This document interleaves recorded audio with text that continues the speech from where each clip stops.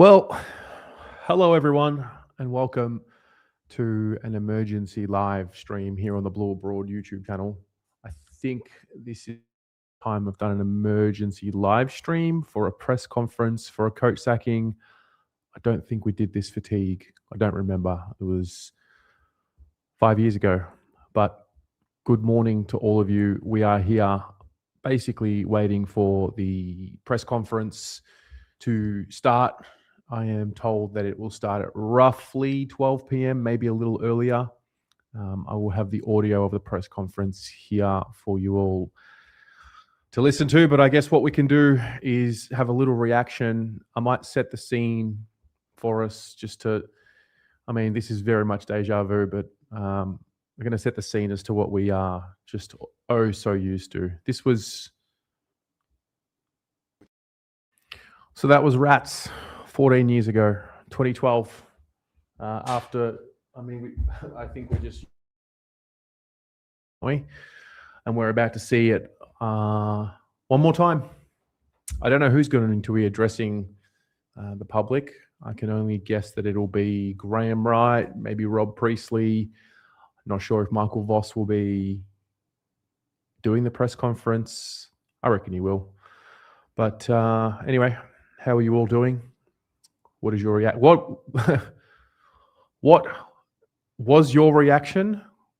Where were you when you saw the news break? Because I know there was a lot of you that didn't believe that it was true when it was first posted. A lot of you asking for a source for the information. So let me know, where were you and what were you doing this morning when you saw the news? I saw the news at 7:26 a.m. That's when I saw the news. Good morning to you, Carlton Whiskey Club. Can't help but feel bad for being relieved that he has decided to move on. Michael Voss, thanks for everything. Yeah, if you're just tuning in, the press conference, I'm told, will be at roughly no later than 12 p.m., maybe a little earlier. So I'll have it here. I'll have the audio here for the press conference ready to go. Good morning to you, Equality. You are on the other side of the world. You knew it was inevitable. Still don't like it. Hello, Kate. Not a fan. Don't like it. No, look, it's never a good sign. It's always a sign that things are not good when you're holding press conferences for a sacked departure of a coach, sacked, resigned, whatever happened. Who knows? You can never really trust what has really happened with Carlton, unfortunately, no matter what they say. That's just kind of where we are. Quickly, I'm a lot more awake than what I was this morning. 7:26. I was not ready to jump in front of a camera and talk about a resignation of the coach. Morning, Josh. You got mixed emotions. Vossi is nothing but class. Ultimately, wasn't our guy to take us to the top. He had 5 years. Change was needed. Yeah, I think that's fair. He'll be fine. He's a strong man. He's done a lot in the game. He wasn't the guy. He isn't the guy. We'll move on, get the next guy. Josh Fraser will be the interim coach until the end of the season. Gives him quite a lot of time to put his case forward. I was talking to Pommy earlier, and he was talking about Michael Carrick in the Premier League and what's happened there. And Carrick was basically given an unrealistic goal, and basically told that he would not be considered for the manager's position unless I think it was qualified for Champions League. So I don't know. I don't know what happens, but you know what? Josh Fraser's a guy that has worked his way up for an opportunity and he gets it. So we shall see. Equality. Still some of Ratton's blood on the floor at Ikon Park. Wasn't Greg Swan part of the crew who made him walk the plank? Yes, that's right. It was Greg Swan was the CEO at the time. And I reckon Stephen Kernahan was the president at the time. But it's just so familiar. It's just so familiar. I am not sure if it will be on the Carlton site. I know it's going to be on Fox Footy. I'm just going to guide us through to whenever the press conference happens. We think it'll be 12. Could be earlier, could be later. But it's definitely going to happen today. On Fox Footy right now, it's saying coming up Michael Voss press conference. So they'll get it done, but feel free to come in and out. Actually, you know what? If anybody wants to call in, we can kill some time. Call in, share your thoughts. If you have any that you'd like to share, whatever's on your mind, whether it's about Josh Fraser. I want to go through some of these. Look at these like pieces of footage here, right? So this is from the Gardiner stand, which is our friend Jono Baruch. Check these scenes out.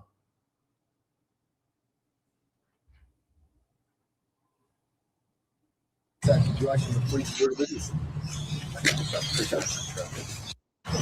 There's the names. He loves his club and he's done lots with his club. So it's that situation with police were with us. So that was Travis Boak. This one was really interesting. This was Ollie Florent. I was hoping we could get it done for him, but he's such a great coach, and I just wish him nothing but the best. And he's welcomed me so nicely into his club, and it's a shame, but I just wish him all the best. You kept playing for him right to the end. You certainly kept having crap. Yeah. Well, we have to keep playing for him, and with Michael Voss, he's led by example for so long, and I've never had this many cameras in my face before, but it's pretty sad to see him go. Ollie, did you have an inkling before the Brisbane game at all? Did you know before? So that was fascinating. The bit where he's like, I've never had this many cameras in my face before. Just the anxiety in the moment. I can't even imagine. And then he's I spoke to Rossi, but obviously what did you say to him, Paddy? He's been a great mentor and a great coach. He just let me know before everyone else found out. So our relationship is really strong, and it's welcome to stay now. So I'll chat later on.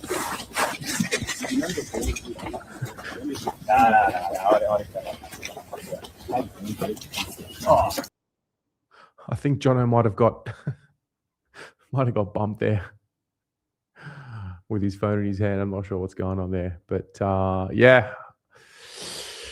we will wait. All right.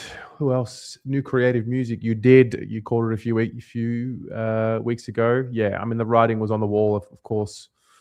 Josh, you froze. You acted like somebody had died. Andy, Monday Blues. You woke up to your phone going off. Legit, thought someone had died. Yeah, and then just seeing all those cameras at Ikon Park, it's just unreal. Yeah, you did say on the fan cams, I think it was, mate, he thought he should resign. He did well to hold on. There was a lot of pressure, a lot of pressure coming his way. But I mean, I don't think it's too much of a. I don't think it's too complex. They gave him a chance. It didn't work. I genuinely thought they would wait until the bye.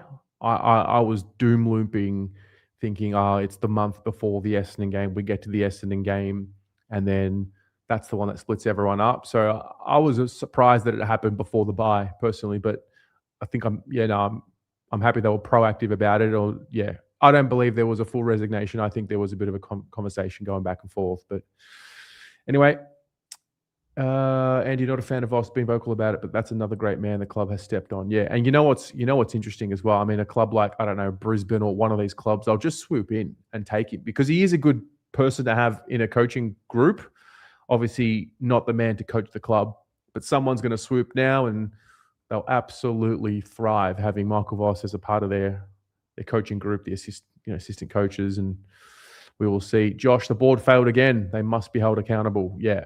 I mean, how could you have faith in the structure of this board to find success and sustain it when they've been the way that it's structured right now? There's no confidence. There can't be. Lone Wolf Ant with $5 donation. We've all been here before. Let's hope for once they get it right. Yeah. The hard part is we have to wait until years to know with certainty whether they got the coaching appointment right. And ultimately, that's the biggest. I think Graham Wright's legacy at the Carlton Football Club will be this coach now. The one that he appoints right now, I think, will be the backbone of how his legacy at the Carlton Football Club is viewed. I don't know how you all see that, but Anyway, let's get some friends in. I've got Kareem and Andy so far. Kareem, the dream. Yes, mate. How are you? Mate, we're here again. We're about to sack another coach. Bro, I know it's crazy. How many is that in the last decade? Like, what, 4? So what's that? 2016. So we've Bolton, Teague. Oh, no, it's 3. got Bolton, Teague, and Voss. Yeah. But if you want to go back a little bit more, it's Ratton and Malthouse. Yeah, bro. Like, far out. Just like half my life, bro. Jesus Christ. It's just dysfunction Yeah. after dysfunction after dysfunction. How our supporter base just continues to just show up through all the bullshit is amazing. I know. It's crazy. This is probably the earliest, though, we've sacked the coach that I can remember, though. Like, during the season. I can't remember sacking them. Like, it's round 10, I think, coming up. So that's normally it's like during the bye. So I think the only positive you can take from that is now they're the first to do it. You get the look, reassess. You got the longest time to do it. So there's no really excuses of saying you rushed it or anything. So there's no excuses. So hopefully they can make the right decision. But it was interesting. I don't know if you saw Cal Toomey's tweet. I think it was recently. He did say that with the coaches they're going to be looking for, Carlton do fancy a first time coach. So I think that rules out all the Long Myers and stuff. So looking like we're going down the first time coach route. Yeah. I don't know what's good and what's not good for this group. I can't trust anyone. But is it going to be this group though? That's the thing. Like maybe this isn't this. Maybe they've sacked Voss. I mean, I'm assuming they've sacked him, but maybe they sacked Voss, assuming that this is not going to be the group that takes us forward. Like this, maybe at the end of the year, you're not going to be seeing the Reederings, the Crips, and all those veterans. So maybe they're just thinking new stuff for everything, including the players. Maybe. Well, that brings up the debate. You still need senior players around the younger boys that are coming through to sort of guide them through the next phase. So whether it's the current senior group, the Weederings, the Cripses, and these guys, or whether it's replacements, but senior play, I don't know. What would you prefer to see? Would you prefer fresh coach, re-energize the senior guys, play with freedom, and put the onus on the senior guys to help the younger guys get up to speed? Yeah, like I'm not saying just like get rid of Cripps and Wiedering. Those were just examples, but like you know, the McGoverns, the Sards, that's what I'm more talking about. But you're right, like the leaders, for me, I wanted Voss gone, but I was not hiding from the fact that the leaders have been disappointing for a while now. So it's definitely I think it's gonna be a new coach with you're gonna keep some of those leaders, but the players I mentioned, Sards, the Williams, you know, those type of players, I think those players are gonna be the ones that leave. And they're gonna do kind of like what Melbourne did with keeping Gorn and Lever type stuff. So it's gonna be interesting how they attack this situation. Cause like I said, it's gonna be there's no excuses now. Such Graham Wright, mate. Like this is what you're here to do now, bro. So last year we could accept maybe that you wanted to give Voss, you didn't want to look like the old Carlton with the sacking with but now like this is like you said before, Terry. This is going to define his Carlton career basically as a CEO. Yeah, it absolutely will. Yeah, no, there's no doubt about it. I think he was always hired for this next wave. Yeah, you felt like it even at this when he kept Voss there. It was only going to be for 1 year, didn't you? I saw recently, I think it was on Twitter. I think it was a Collingwood supporter talking about at the end of Buckley, they let him see out his last year, and then mid-year made the call as well. Yeah, they did. I think that's when they got rid of Grundy and Troll, didn't they? Yeah, got rid of Grundy. Yeah, made the big changes. But look, they had to do something. They've got to revitalize the club. Club needs a freshness. It's stale, Saw the clip earlier. I think the other day about Brody Mychek talking about it. Yeah, It's tough. so similar. Far out. Yeah. So yeah, got a text just now. Yep. Well, we might be waiting a little while for a press conference. Yeah, probably writing up a script what to say. What do you think they'll actually say? Like they always say, I even forgot what they always say. That's how mediocre we've been. Yeah. Like they're just gonna say, we thank Voss for what he's done. We wish him the best type stuff. Do you think they sacked him or do you think he resigned? I think he resigned. I think he saw the writing on the wall. I remember watching the game on Friday. Friday was the game, yeah. And I remember writing down at half, sometime in the second half, thinking, did he tell them at halftime it was his last game and they put out like one last effort for him and they just like released the shackles? It just sort of felt like that, but obviously, like, I doubt it. I doubt at halftime he said, "Listen, boys, this is it. I'm done." But then there was also the part where he got relegated back to the box from the bench. So I thought, oh, maybe he's been told, "Listen, mate." Yeah, I didn't think he'll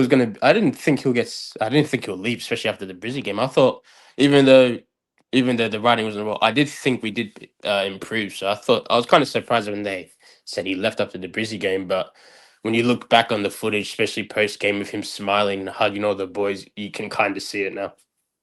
Yeah. Yeah. Yeah. Anyway, it's going to be a massive lead up. I think the press conference, if you're tuning in just now, I think I'm being told that it's like maybe more closer to 1:30. So we might just roll into 1:30, or I don't know, might turn this off and come back. I don't know. But anyway, I think I'm just going to chill in. Thanks for calling in, bro. See you, mate. See ya. I got a guy or a girl. I've got someone here that's named Carlton Insider, but no camera. I'm curious, but I would prefer to see a camera. Maybe you can type in the private chat. Let us know who you are. Anyway, Andy. That's a hard person to follow, Tez. Could be one of the players, mate, waiting in the waiting room. You never know.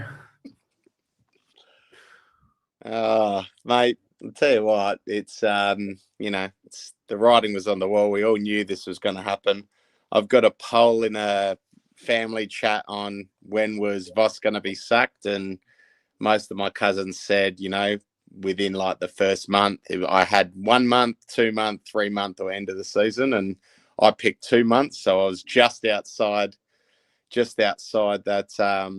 that category. But ultimately, we all knew he wasn't gonna last the distance. So shit for him, shit for the club. Like, there's no winners here. That's the problem. Nobody wins when you sack a coach in the middle of the season. Like, he's going to cop crap. His family's going to cop crap. Our players, it's just, they're broken already. And it's just one more thing. The big thing that I look at, like even like Cripper walking in the club, what would Cripps, Walsh, Wiedering be thinking? Oh, shit, we've done it again. We've marched out another guy because we haven't been able to play consistent football. And yeah, it's just a really shitty thing to have happen. Well, Wiedering's a fascinating one. I don't think I've seen Wiedering turn like that, although I think he did also turn on Teague. I don't recall if it was so much publicly, but that interview he did with Jared last week was just, now that this has happened today, that was fascinating listening when you sort of break it down. Yeah, I mean, not knowing these guys personally and how they've spoken, like he does that regular monthly chat, and you sort of compare it to when we were sort of not too bad. It was just, sort of a different type of personality that you're speaking to, sort of a little bit more candid, kind of like, yeah, if you're no good, you're out the door. Sort of, you know, he's being realistic, but yeah. So I've been asked this, you know, I'm sure you're obviously probably more so than me. Every time things like this happen, everyone knows you're a Blues supporter, so your phone blows up. And I got asked this a couple of times, like, what kind of a coach, if it was your choice, what kind of a coach do you want? So I'll ask you the question: do you want a Longmire experienced guy that's done it, or do you want a new guy that's never been head coach but has played? Do you want a guy that's completely outside the box? What kind of coach do you want? I lean towards a guy that's had a lot of experience but hasn't been a head coach yet, personally. So coached his own team, whether it's VFL and the like, done like a major apprenticeship, and he's just ready to take that next step. But I think the thing that has to be asked and really focused on is, I mean, at the top, you know, the leadership at the, you know, board level, like the way in which the club is structured.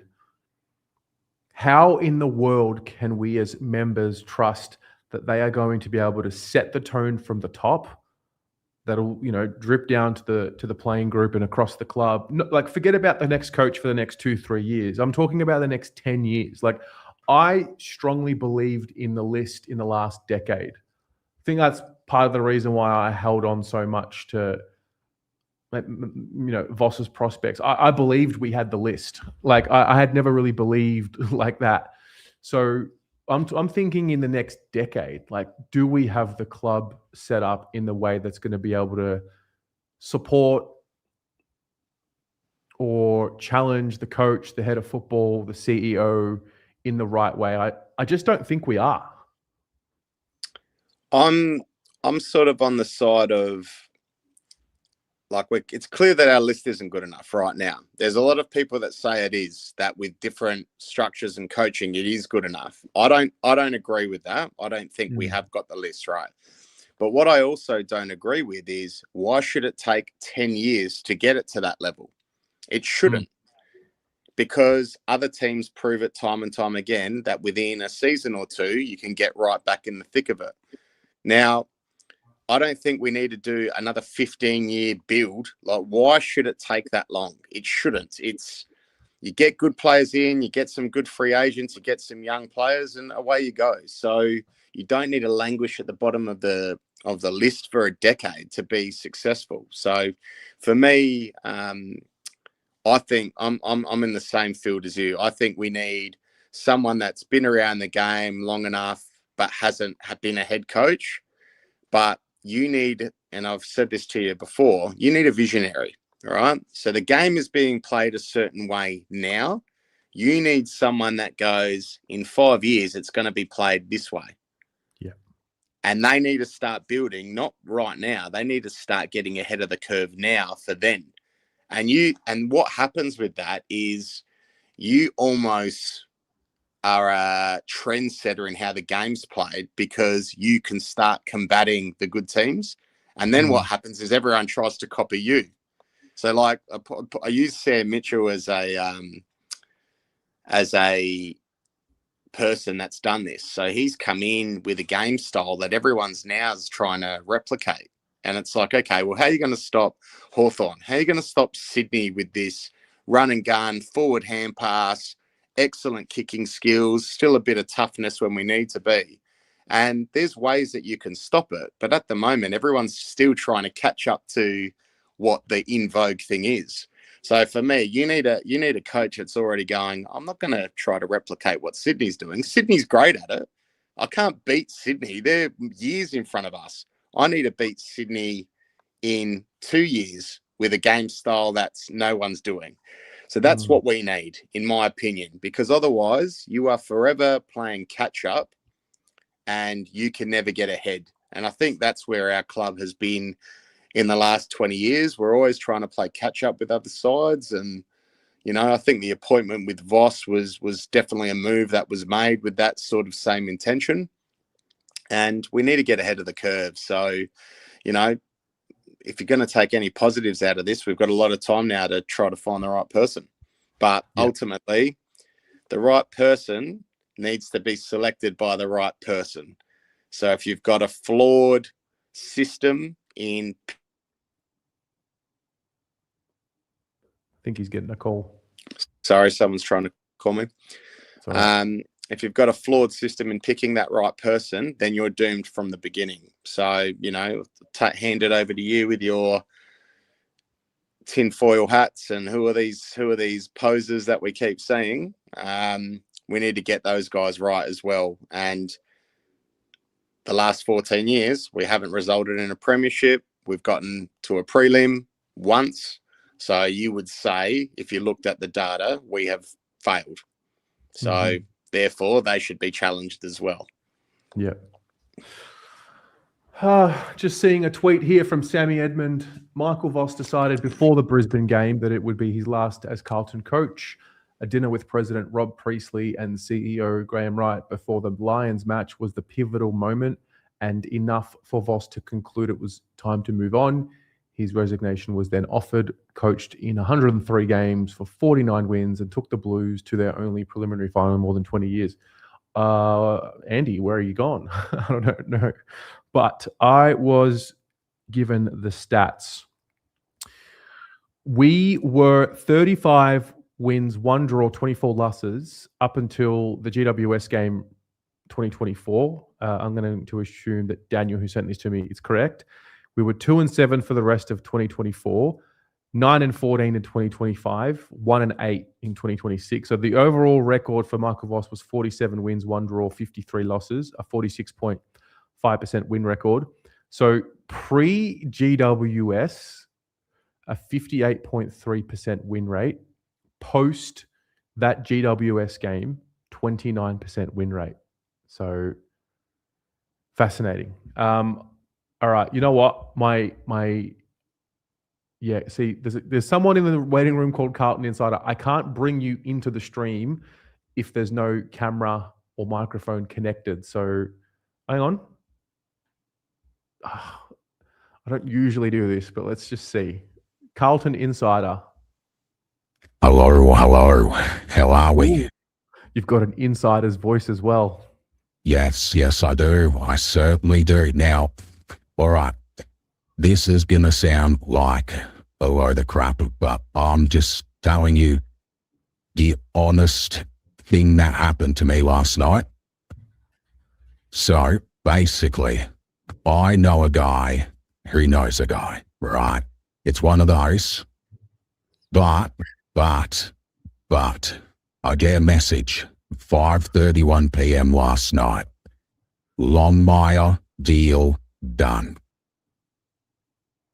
And I respond, how do you know? He goes, heard from a good source. And then to which I was like, okay, you know what? I reckon he's full of it, whatever.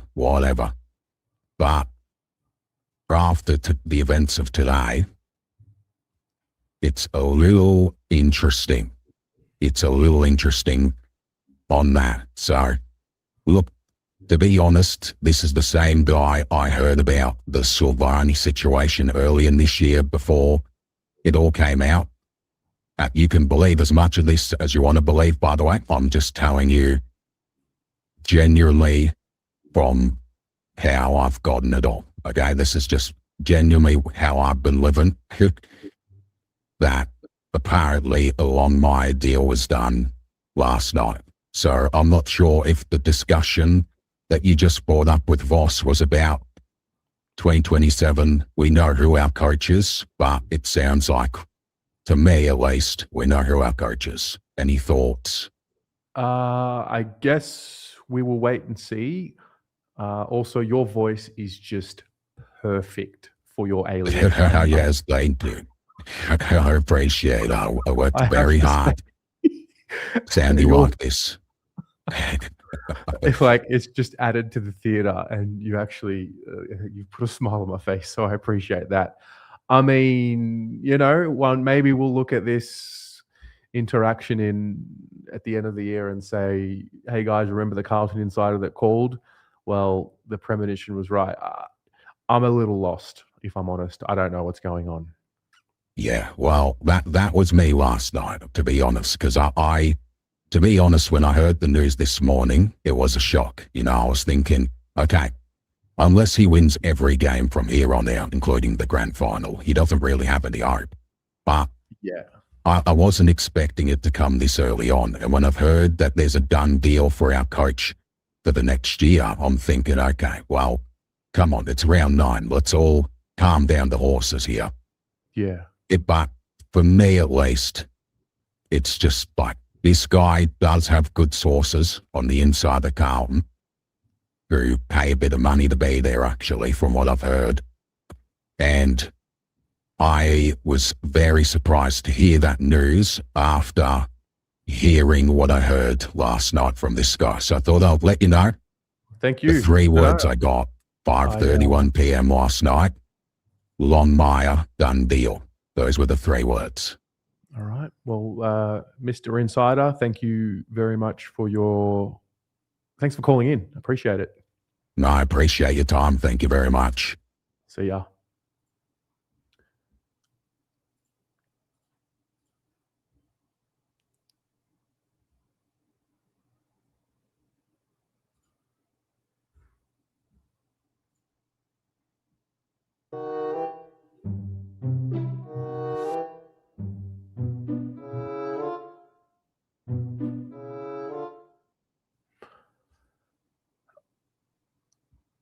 Never a dull moment. All right. Let's go to Ikon Park because Jono is there. Jono. Gee, that was an interesting call just now. Yeah, we're here. We're still kind of waiting for everything to happen, really. We've seen the players roll in one by one. It's been a nice gathering of journos and media types here from, I want to say, about 9 o'clock in the morning from when I got here. But yeah, still no official word from the club as to whether or not Michael Voss has been moved on or not. But we've heard from Patrick Cripps, we've heard from Ollie Florent, we've heard from Travis Spoke. And yeah, it would seem that all the players are in a meeting now, and we're just waiting to hear officially the news that Michael Voss has been told, or Michael Voss has told the club that he's no longer the coach, effective immediately. So, well, firstly, did you get knocked? I got woken up at 7 o'clock in the morning with a message saying that this is likely happening today. And then about 10 minutes later, Tom Morris was tweeting about it and everyone else was on it. And then from there, it's just click into action.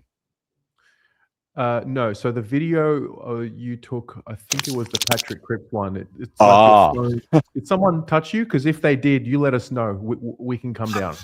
No.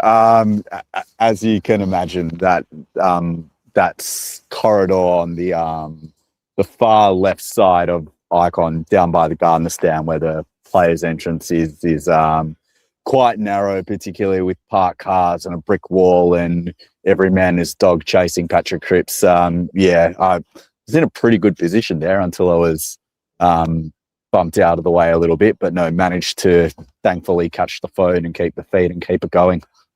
Just tell us it was John Ralph or Jay Clark. John, I just say the word. Neither of those gentlemen have pitched up here yet. I'm sure they will once we know when the press is going to be. But no, neither of them have arrived yet. Okay. So so you're at the club. Is it just full of media right now? Is it just like a pack? Yeah, there's been a couple of packs forming in a couple of different places. Everyone's sort of, if you could sort of see, everyone's sort of sitting outside waiting for things to happen. We've got Drew Jones here doing a live cross. So there's been a pack here. There's a pack down to my right, sort of where the players' entrance is. That's where we've been able to doorstop and get some words from the players as they've been rolling in. We think it's just not going to be a light training day today, or maybe even a day off, which is why we probably got our wires crossed in terms of when meetings and timings and presses were going to be called. But no, we think all the players are in right now, and as we said, they're in a meeting with the full staff of the whole club being told of what's the way forward. And as we know, it will probably be Josh Fraser leading the team or coaching the team against the Western Bulldogs on Saturday night. Yeah. What do you know about Josh Fraser? Well, he's been a coach for a while and he knows these boys. He started his coaching journey here at the Northern Blues. He was coaching when Jacob Wiedering and Charlie Curnow, those boys were in their first year. So he had them in to coach his own team at the Northern Bull Ants and until they unfortunately went down. And then he has been lauded for his defensive work. He was in at Collingwood during their premiership year and early years under Craig McRae and has brought back to the Carlton Footy Club this year under the guidance of Graham Wright and Chris Davies. So look, highly regarded. I think once it became clear that Carlton were going to go into caretaker mode, he was the obvious choice. Not I know there was a lot of talk, maybe Hansen would get it, but I think Hansen's been very closely wedded to Michael Voss throughout this whole journey. Is that if you want to try get that spike or something, then it would have to be something different. And I think Fraser's the one to do it, particularly for the last 14 games of the season. Doesn't put him in the frame to potentially win the job a la a David Teague style. Well, you'd have to see how he goes. But I think you and I are quite in agreement here that you do want them to run a full process and get the best coach in, rather than just giving it to the bloke who happens to win a few games on the way home. What's your best? I mean, everyone's got a guess at some point. Actually, I'll ask you in the chat, and those of you watching, if you had to make one guess as to who the coach next year will be, and I'm sure this conversation will be continuing on for the rest of the year, who would your best guess be? Yeah, it's an interesting one. I can't answer it. I know, kind of like what Andy was saying before, in terms of what I think the club needs. I think they need a visionary. I think they need someone who can really lead and be at the cutting edge of what football's going to be in 2, 3, 4, 5 years' time, and really be at the forefront. Because, as I've said to you a few times, when was the last time we've had a football staffer at Carlton really be cutting edge, innovative, leading from the front? It's been more the off-field where Carlton's excelled at that. So whether that's like a senior coach who's really good, we know they went after, although it's yet to be confirmed by anyone at the club, that they went after McRae. I believe there was a conversation with Fremantle's Jamie Graham during Gather Round. So he's going to be a name in the mix. Has done a long apprenticeship over in the West, is in Justin Longmuir's team now, and Fremantle going beautifully. So whether or not they can get him into an interview and part of the process, it's interesting. The names like Gian Syracuse will be floated, but he's obviously gone for quite a few different jobs and has come up short a few times now as well. So whether he's a realistic chance of getting a look in, I think he was in the process last time at Collingwood. There's the senior guys like Simpson, Hinkley, John Longmire as well, which I don't think they should be looking at, purely because I think they need something new and something to come into the new age. I'd be looking at Geelong, and there's two names at Geelong that I'd look at, and they're James Kelly and James Raleigh are the two guys that I would be looking at, but who knows what they're going to do. Obviously, there's still a long way in the season to play out, and when you're in caretaker mode, you can either go a couple of different directions. You can either rally and gather and then see what happens, or it can be the arse falls out of the joint completely and you really have to start again from square one. I don't think that will be the case, because as I've said, I still think the list is in good enough shape that they just need a bit of a refresh, bit of a resprinkle and go again. and maybe it can be a quickly bounce situation with a new coach with a new fresh idea of modern football. But it's not necessarily blow it up and start again. But whoever comes in will have their say of what they want to do. Jono, scenes, mate. What have the club said anything about what time the press conference will be? The club has not put any. Whoop. Are you with us? I don't know if he's getting a call. Just like get information. Sorry, say that again. I believe it will be 1:30. 1:30. What All right. club hasn't put anything out yet, but I will keep you informed as I get information. Mate, I appreciate that. Thank you very much. Oh, good. Good luck, everyone. And let's just remember, we're supporting the Carlton Football Club. Yes, it is about one individual who has resigned his job, but ultimately we're supporting the club because we want the club to be a better place. But at the same time, we're also treating Michael Voss as a human on the way out with this respect and dignity he deserves. And to a lot of people watching this stream, Vossy delivered the moment that we'll remember most fondly in the last 20 years of watching this club. So we thank him for that, and we thank him for what he's done at this club in getting them out of the mire that we were in. Yes, unfortunately, we're in a bit of a mire now, as you are, and when all coaches leave. But remember to maintain that level of respect for a human being. Well said. Thanks, Jono. Catch you soon. See ya. Peter. Hi, from Canberra Carlton, and it's a bit frustrating to see Voss lose his job, but I guess it was kind of inevitable. I'm probably more just frustrated. I just don't know what the board's going to do and what they're going to swing to us members and make it work. That's what I just find just feels a bit like, oh wait, this coach, yep, it'll definitely be the right one, and I'm just like, but I feel like we've tried so many different types, and I'm a bit confused now.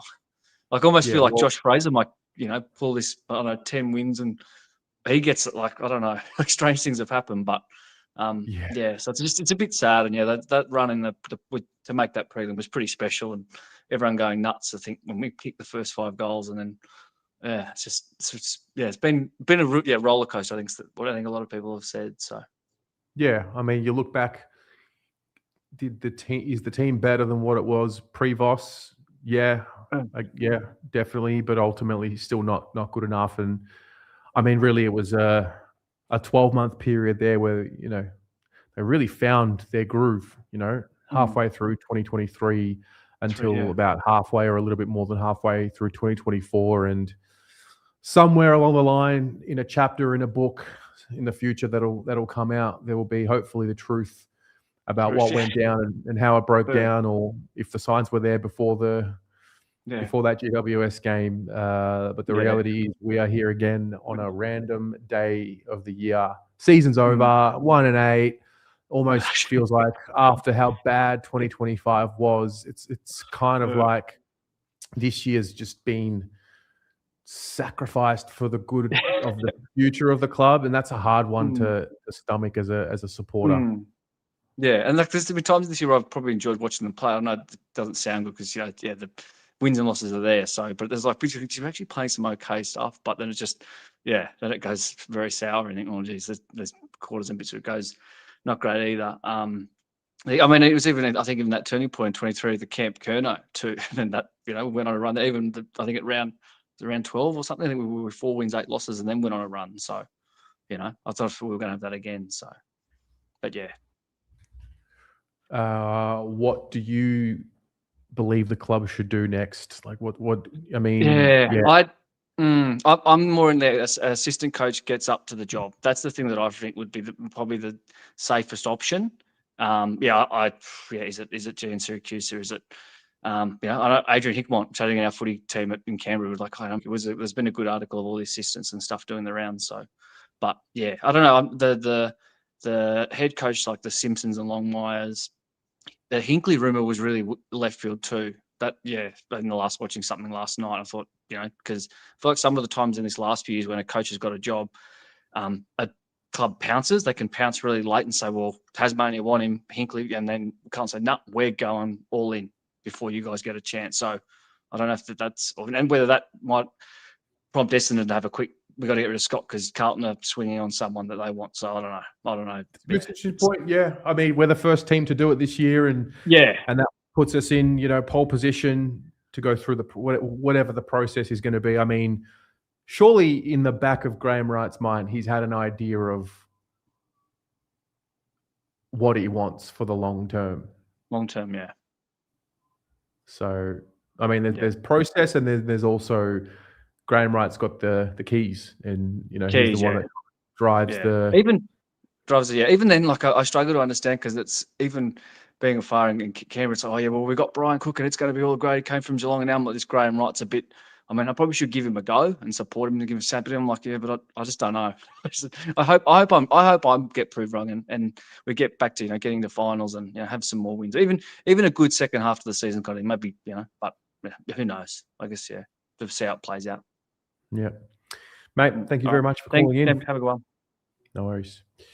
All right, we'll just catch the end of Andy, and then we've got David in New York. Andy, we lost you. Yeah, you cut out your voice, so I just got out of the chat. How scary was that guy that called in? That was the creepiest voice I've ever heard, but quite funny. Well, I don't know. It's kind of soothing. It was deep, and it was like a cuddle. I can't remember what the movie was, but yeah, he had the same voice as in that movie. It was some sort of horror film, and it just made me laugh. But if that news is true, I really, as much as I respect Longmire, I really hope we don't do that. But guess we'll all wait and see. I think that's probably another thing with our club. Like, there needs to be a process. There can't just be an under the table arrangement. Like, go through the process, let people present. There might be someone that you like, but I think people should fight for the role. Like in any reputable company, you never know what's out there. You never know how people are going to present. If you just go, oh, here you go, here's the job.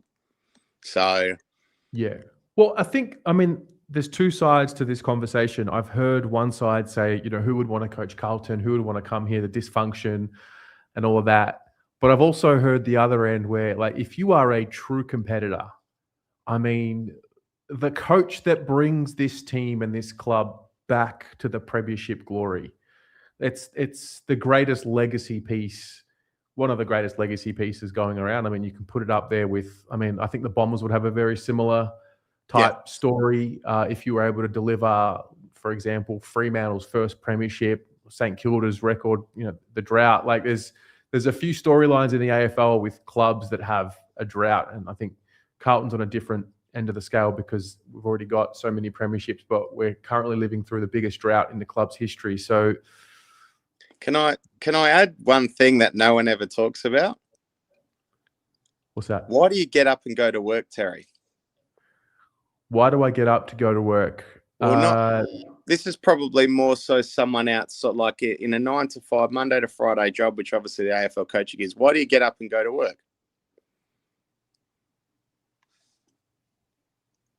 So the AFL coaches don't get paid 80 grand a year. So when you say, oh, who would want to coach Carlton? Who would want to coach any club? They get paid, these guys, some of them over $1 million a year. So as much as people can say, oh, I still wouldn't do it, would you coach for $1 million a year?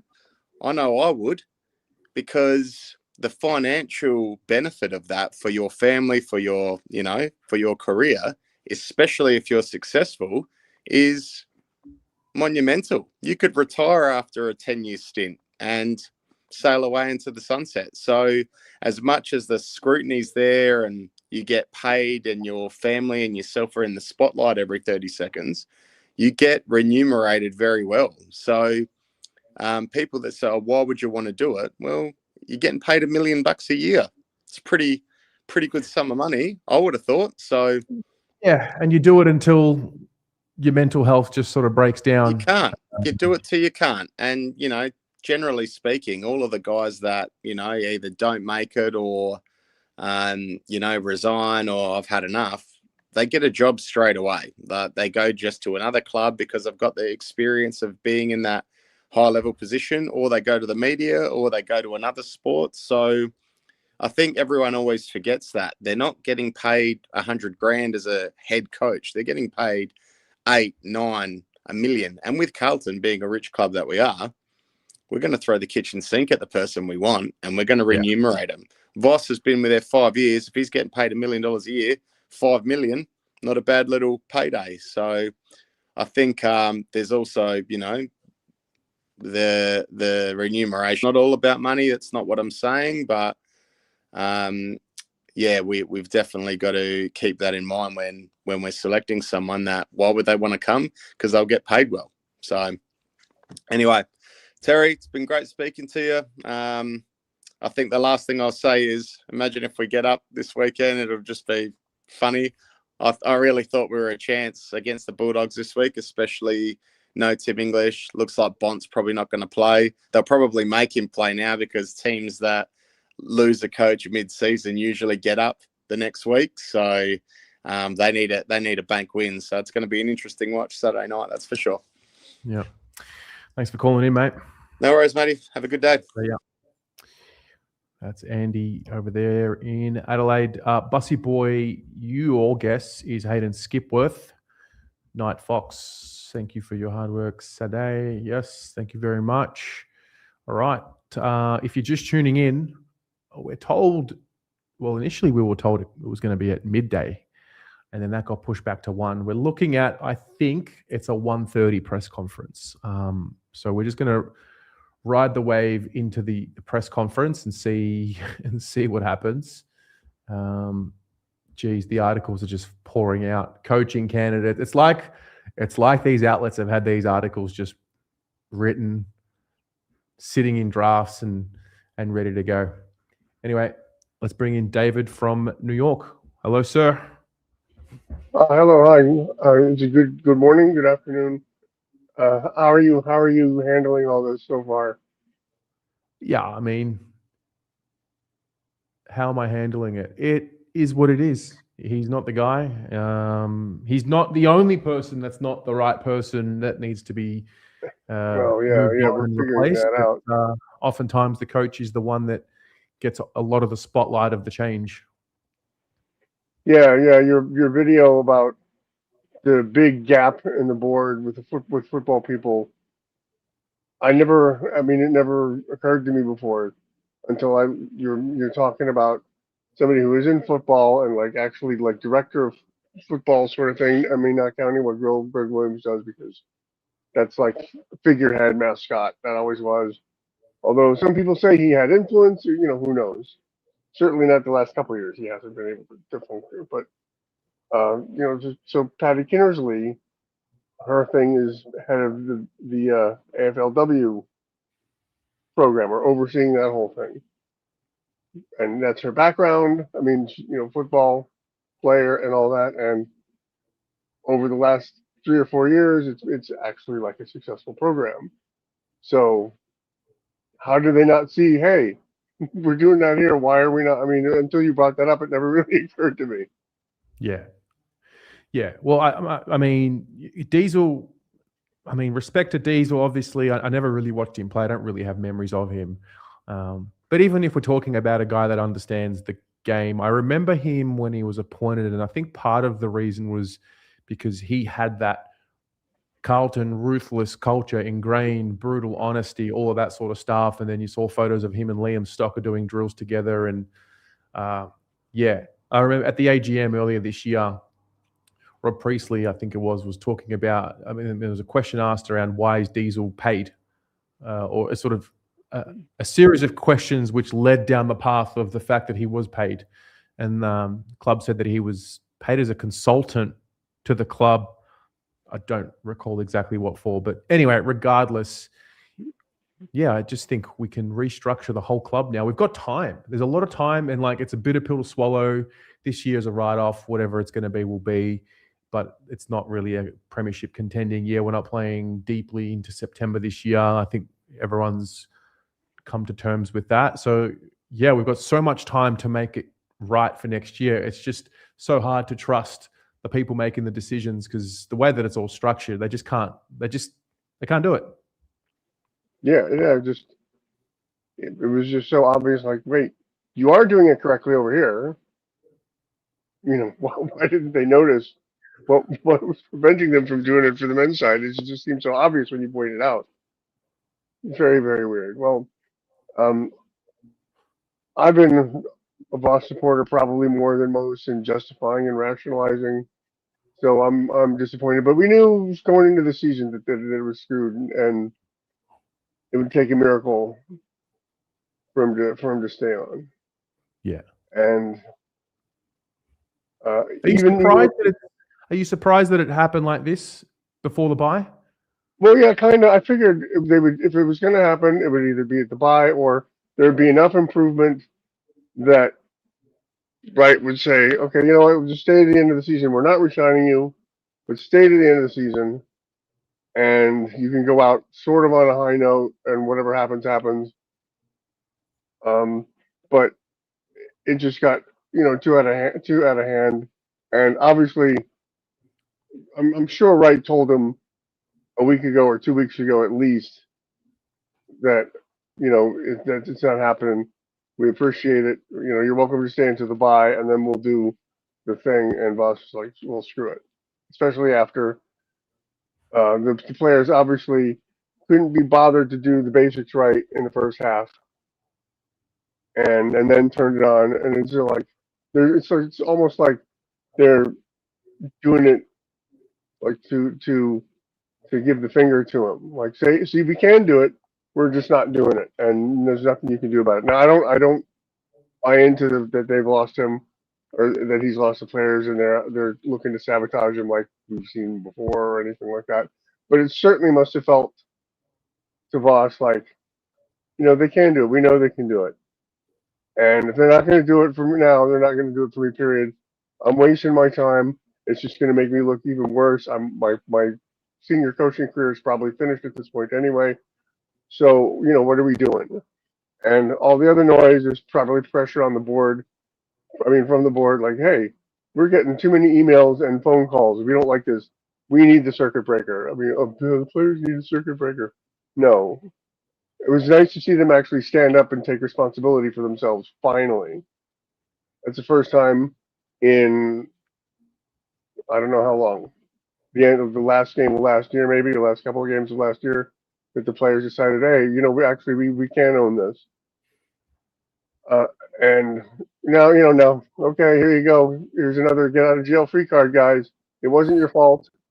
Innocent little lambs. You just are hard done by because they picked the wrong coach again, and it's too hard. And you lost your best players. It's all Voss's fault and all that kind of thing. So again, they're excused. Again, we're teaching them the wrong lesson, that they don't have to worry about winning. And it's a shame that we have to go through this again. And Voss obviously would take that as a slap in the face. It's like, I'm here busting my ass every day for these guys, defending them, trying to do what we can. They know what we're supposed to do because they do it sometimes. So if they're not going to do it, what am I wasting my time for? Why am I the one taking the heat when nobody else can be bothered? It was very interesting to see that. I think it was his last 2 press conferences post game where the tone shifted to. I mean, I thought he was for the most part pretty honest, but also backed his players in. And then you just saw the last 2 press conferences just say, "Look, I mean, there's only so much he can do to defend them. The instructions are just so clear. They're either refusing or they don't believe, and yeah." But they do believe, because then when we're winning games, they're doing what he wants, or at least my perception of it, playing the right way. So it's not like they don't know or understand. It's just for whatever reason there isn't the collective will to do it properly, and maybe there's other reasons, and it's not anything against Voss, but it certainly must feel to him like they're just not going to do it. and I'm wasting my time. And now they're just doing it to make you make me look bad. What are we doing here? Yeah. So it's a shame. So anyway, Wright probably said, "You're not coming back. Period. We'll go into the bye, and then we'll do the Buckley McRae thing or something." And Voss is like, "You know what? Screw it. I'll walk the plank now because there's just no point, and it's making me look worse. And we got to hear all the noise and all this kind of stuff." Yeah. Well, because you just knew that. Yeah. Well, Because you'd have to win a million games even have a chance. But what does this do? And those of you in the chat, yeah, I was under the impression the press conference would be at 12. There will be a press conference, and we will have it here when it goes up. It's just we went live at about 11:30 in preparation for a 12 p.m. press conference, which is why the video is titled Michael Voss press conference. It will happen. It's just being delayed. David, what does today's news do to you when it comes to thinking about we lost the players last year? Like, do you look in retrospect now about the players that left, and do you feel like it was Charlie Curnow, for example, didn't believe? Do you think it was like Curnow or Voss? Does your mind go there? I mean, we've already kind of been through that. I mean, okay, DeConing is the money. That's not a story.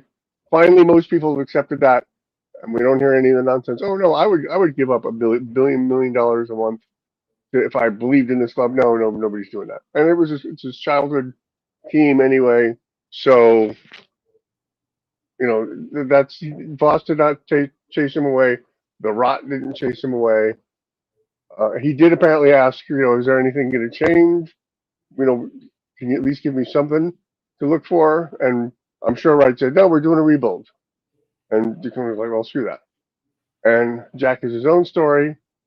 And Charlie, I mean, he, as dopey as he is, he kind of admitted, not the first press conference that he did in the gift shop in front of the merch wall, but like the next one said, he was a little more coherent, saying he's actually a lot more worried about his knee and his ankle than I certainly was. I was like, I don't have a lot of time left. I don't know if it's going to work. And he was also, I'm sure, told, it's a rebuild one way or the other. And, 3 or 4 years is what we're looking for to compete. And he just probably said, forget it. And because he didn't want to go to Sydney, he wanted to go to Geelong, apparently. So he told me, I don't care. Because they're surfing, and I can own my drinks business or whatever it is. So fine. But, DeConing has not been great this year. And at least we're not paying him $1.8 million a year or whatever it is for a part-time job. I mean, how dumb would that be? We're doing 2 rucks just to keep him because he's the potential and he's the number 1 ruck, and paying him to play 55% of game time. That doesn't make a lot of sense to me. And Jack would be injured by now probably. So I'm not that bothered. I think all 3 of them, one way or the other, is like, I don't want to sit through a rebuild, even if it's going to go a good way. And okay, it's their choice. I don't think it's specifically Voss. I mean, yeah, we're doing a rebuild because the management had lost faith in Voss or something. But also we had a lot of injuries, and also revamping the list, bringing in more kids. How many guys out of contract last year? We changed a bunch. More out of contract this year. Going to change a lot. So this is now rebuild to phase 2, or I guess after the bye, whatever. This is rebuild 2B. Well, no, I guess it's rebuild 3. That's what it is. Rebuild 1 was started with Mark Murphy. Rebuild 2 was started with, I don't know, if Cripps or like the Wiedering draft. And rebuild 3 will be the Cody Wall. Well, I guess it's rebuild 3 already started, so we're into phase 2. We're going to be going into phase 2. True. True. How Rebuild 3 there are, I don't know. Yeah. Where do you sit with the senior players? Do you think we need to replace the senior players with senior players? Some of them, because they're not going to be around for years and years and years. So we got to make some calls. And I want Newman to be a coach now. So even if he has another year left physically, let's get him into the coaching box. because we know he can do that. That would be fine with me.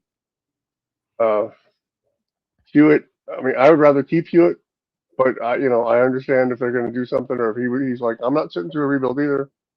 So it's probably going to be a combination of how far are we going to cut down, because we're not going to get. I don't care what anybody thinks. We're not going to trade has-beens or older players without much currency, and pick as crazy as Austin is with the pick swapping and the bundling. We're not going to get a bunch of superstars with what we have. So it's going to be cut deep and then slowly build and hope. I mean, hopes that some kind of group with 12 or 15 really young players and then a mix of veterans of various abilities and experience will work under a coach with whatever system in the modern game. And modern game. Has anybody been able to figure out how much of that is organic and coaches being visionary and natural growth and change, and how much is the little rule manipulations to be like the NBA?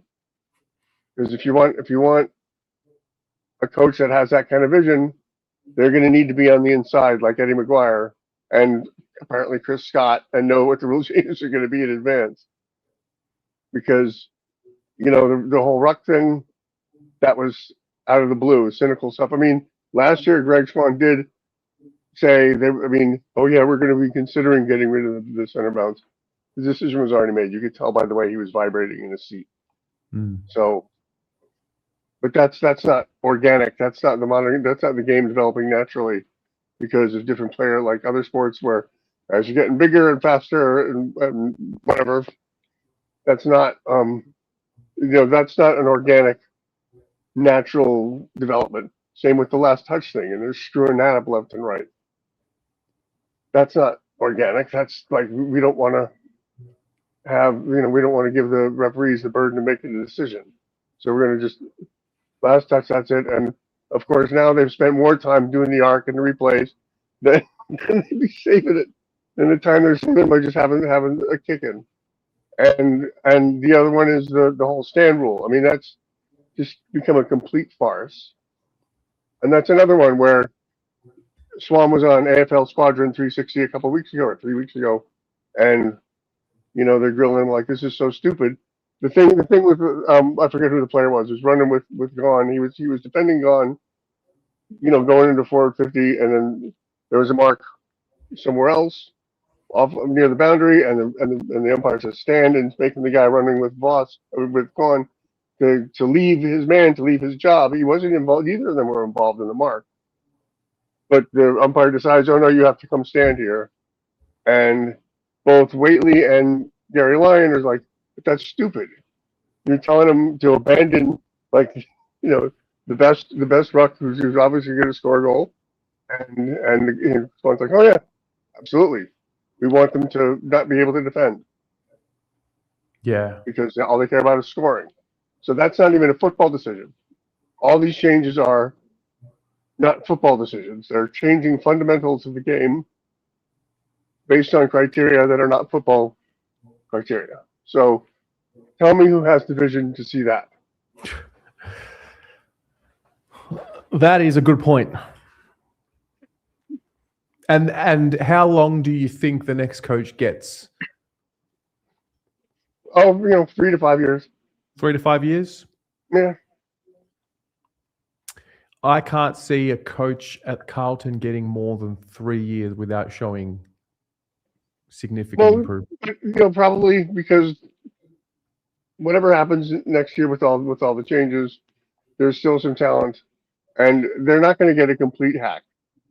I'm sure somebody who maybe at least make us competitive and whatever, and then you give them the benefit of the doubt for a couple of years, and 3, okay, all right, this is good enough. We got something going, and then we'll extend them for a couple of years or for a year or 2 years, because that's what happens. And that's like it's a pattern with a lot of people. It's not just the Carlton way. So that's probably what's going to happen. But who knows what they're going to do? I mean, if we do another Malthouse thing, then it's going to be a lot less. But I don't know. And I have no prediction because it could be a million different things. I have a choice that's extremely controversial and everybody will hate it, and it'll never happen. Tell us. Oh, Hurd, James Hurd. I know. Really? You know, well, he has some experience, senior coach. I know all the issues, but the way he talks about the game, and the way and his demeanor, and the way he explains stuff, and he's got an eye on little details. I mean, modern game, this game, and that game, but things that work, and just the way he talks about stuff, the way he talks about what to do with the Blues, the way he talks about all kinds of different things, the way he talks about the stupid rules, the way he talks about how to adapt to stuff, and here's what should be happening, and when all the other when all the other talking heads are going off the handle and this is where we're going to travel, he's the one who's like, wait, calm down, let's have a little perspective, which is so rare. And I know it'll be insane. I know the drug sheet. I know there will be like mass suicide protest, die-ins and people freaking out. It'll never happen. But I just think that might actually work. No, look, this is the time for absolute and utter speculation because we've essentially entered the chaos mode.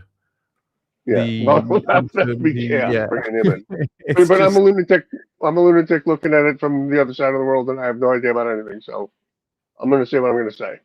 Yeah, no, listen. Yeah, no, I love it. I love it. And thank you for calling in. Even though you are on the other side of the world, but you are just so in tune with the club, and I'm just glad that we get to connect because, like you've said before, 20, 30 years ago when you found the club and the sport, that you didn't really have the outlet over there to chat with people. Yeah, 40 years ago. 40 years ago. I tried to give you some benefit over there. No. It just makes it even more insane. Yeah. And so, but I'm fortunate that I kind of stumbled on this little community you built. I had nothing, and it certainly seems better than the other clubs. That's for sure. Mate, we can fall into the rabbit hole of insanity together. At least we know that we're not alone. Yeah. Yeah. Awesome. Well, thank you very much for calling in, and we'll chat to you throughout the afternoon over here. Yeah. All right. Thanks. Have a good one. See you, David. All right. I've got Mark and the Carlton Whiskey Club here. Just an update. So if you're just tuning in, this stream started at 11:30. I was under the impression that the press conference would be at 12, then was getting messages that it was pushed to 1, and now we're told it's going to be at 1:30. So we've got about 50 minutes. If you need to go and come back, whatever you've got to do it. We'll just be taking calls from Carlton people. Actually, you know what? Anyone can call in. Anyone can call in and share their thoughts on what's happening. But 1:30 is when the press conference is scheduled to start. I'm just seeing here, it's official now. Carlton coach Michael Voss was at Ikon Park this morning addressing the players and admin staff, but he will not be part of the press conference this afternoon. President Rod Priestley, CEO Graham Wright, and footy boss Chris Davies will front the media at 1:30 p.m. today. So we're just under an hour, and we'll hear from the three of them. I'm sure they'll make a statement, and then I'm sure they will take questions from the journos who are there. So we will just kill some time amongst ourselves on a random Tuesday, and we'll go from there. All right, let's bring in Mark. Mark? No. You are not there. Okay, Mark, I'll bring you in shortly. Here he is, the Whiskey Club. How you feeling, mate? How am I feeling? Whatever. The guy did his best. He wasn't the guy. They gave him the support off season last year, and he'll be fine. I think he'll be fine. He was, well paid. Gave it a crack. He got us to a prelim final, and he wasn't the guy to bring us to the ultimate glory and onto the next one. Yeah. I mean, we were all calling for it in our own different way. To be honest, you a bit more subtle. Me, a little bit more, and then some others, you know, baying for blood. I'm glad that he went out his own way.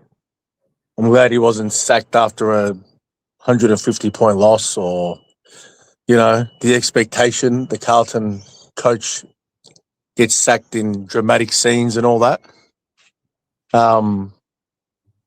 But at the end of the day, like old mate was saying, first of all, the guy that just called before me, two things gave me shivers. One, when he mentioned Mick Malthouse, and two, when he said he'd like James Hurd to be coach. Jesus Christ, that's yeah, no, that's not for me at all. But I wanted to really, I mean, you're going to get this all day, but you, in your heart of hearts, right now, you make a decision, or what's your 3 year? What's it look like for you now? The coach is gone, the players left. We knew it was going to be a reset year, regardless, because with Graham Wright and Chris Davies coming in, you know, that was the expectation. We just didn't expect to be 1-8. What do you see going forward? What does it look like this time next year? You can give me best case scenario, or what you think is more likely. Well, best case scenario, we look like a refreshed, revitalized, energized Carlton Football Club, similar to what we've seen from the D's, similar to what we've seen from even Port Adelaide as well. You know, I think we'll still, you know, be pretty inconsistent. And I think what this today has done is we won't be getting the external process going, the review. What we are getting is just, I guess, I think we've entered the chaos, which is kind of what we needed to do. Enter the chaos, the unknown. The coach is gone. The question is answered. I think we all knew he wouldn't coach next year anyway, but once it got to this point, you know, he was fielding questions left, right, and center from a playing group that ultimately just, whether they didn't want to or they couldn't, they just couldn't put it together for him and for themselves. So we just entered this period of unknown and chaos. I think what we need to be careful of, and I just remember, I mean, I was 2 years on YouTube into this when we went through Teague. So Bolton got the sack, and then Teague was caretaker, and we were just so starved for wins. We wanted wins so badly. So when we started seeing wins in the back end of 2021, no, sorry, I've got my years mixed up. 2019. I think a lot of us were just like, yep, that's the guy. So I think we all hope that they just do the process right, get the right coach, and like I said earlier, whoever they choose will be literally the legacy of Graham Wright at Carlton, the next coach. I think it was always going to be that way. Yeah, I'm excited for that. By the way, I know I'm trying to be the optimist for the last couple of years of calling on here, but yeah, I still feel like good things are happening. I mean, the last 2 years it's been like it's fast forward though, with how badly the club's gone on field, but the changes we've made off field, bar the Elijah thing, which was an absolute clusterfuck. And really sad. But apart from that, I mean, just have a look at our VFL side. I feel like there's stability somewhere in the back there. Voss was never going to be a part of that. Unfortunately, for some reason, we just couldn't get past that next step. You know, we had our Favola and Judd, couldn't get past that second final. You know, and I thought that would be as good as it gets as an adult watching, not as a youngster in 95 and 99. And then we got those two finals, and I know you were there at the MCG, and that win against Sydney, the elation, the kind of the monkey off the back, how we felt, the emotion, I don't think I'll ever get that again, because I expect that we will be better than that going forward and not have to wait so long for it. And the Melbourne game as well. So he gave us that. Vossy, and I'll take that. So I'll thank you for that, and I'm grateful for that. And not everyone gets to win the premiership or make the premiership, and and we suffer from our own expectation, and we suffer from the weight of generations, or not generations, but decades of not being able to make a premiership or win one. But yeah, I hope next. Yeah, I don't know. I just want to see how you were going, to be honest. No, I mean I'm going all right. It's been an interesting week. That's for sure. So I mean, this is just another day in life, and I'm just seeing people. The club has sent through an email. If someone can send that through to me, you can send it to blueabroadmedia@gmail.com. That would be amazing. Before you get it, I'll tell you, I've got some inside scoop that Vossi resigned Sunday night. The coaches found out yesterday. Mm-hmm. I think the players may have found out yesterday or last night as well. And it's come out this morning. So it's all pretty fresh. I know people think he was obviously he was feeling the pressure all round. But my hope is that the news that I got is true, and he's done it off his own boot, the Voss way, and that's it. On to the next one. Terry? On to the next one, mate. Thank you very much for calling in. I'll see you around, brother. See you, brother. All right, we have a statement from the football club. Here it is. Now is the right time for the club to move forward under the leadership of the new senior coach. The Carlton Football Club can confirm that Michael Voss has stepped away from his role. We thank Vossi for his professionalism and genuine commitment to Carlton over 100 games as coach. Let's bring this up on screen. I can see a few of you in the waiting room as well. I'll get you in shortly. I'll just read this out. Here it is. That's the end of Vossi, eh? The Carlton Football Club can confirm Michael Voss has stepped away. Ooh. Let's just watch this. Rob, members were informed at midday today that the club and Michael Voss had come to a mutual decision to part ways. How did this all come about? Chris Davies, myself, Graham, and Michael have been catching up on an ongoing basis, having regular discussions and dialogue. As part of that, there's been specific areas in terms of our football performance that we've been very good in certain parts of the game, but definitely looking to evolve and expand in other parts of the game. Discussions really in terms of timeline ramped up on the weekend, and Michael came to Chris Davies and Graham originally to talk about that time, and I think shows his character. I thought it was probably the right time for us to come to a decision mutually to allow us to the rest of the season to have a really good time and a very good runway into the selection of the next coach, so we're ready to go. I think it shows the caliber of the person he is to come to a mutual decision like that. Graham, the club made a decision late in 2025 to give Michael the chance to coach into the final year of his contract. Can you give us insight into what those conversations had been like with Michael and the club from that point till now? Yeah, I think we'd been strong last year that we needed to change some things, and Michael was on board for that, about how we get better. And I think CD's highlighted in recent weeks around us being good in some areas and needing to improve in others. And so that was the conversation at the back end of last year. And obviously we had some player changes, staff changes, coaching changes from that perspective, and bringing CD in was part of that as well. So that happened at the back end of last year. We're really comfortable rolling into 2026 with Michael in charge. But as Rob's alluded to, we made a decision over the last few days with Vossi that it was time for a change. There'll be questions as to why the club continued with Michael heading into this season and whether it was the right call. How would you respond to that? Oh, no, I think it was the right call, absolutely. But I think we've won 12 out of the last 40 games. So over that 2-year period, or through to the halfway part of this season, that we haven't been good enough. And as I said, those conversations were happening with Michael over the weekend, and as I said, we've landed here today. How would you sum up how Bossy has led the club during his tenure?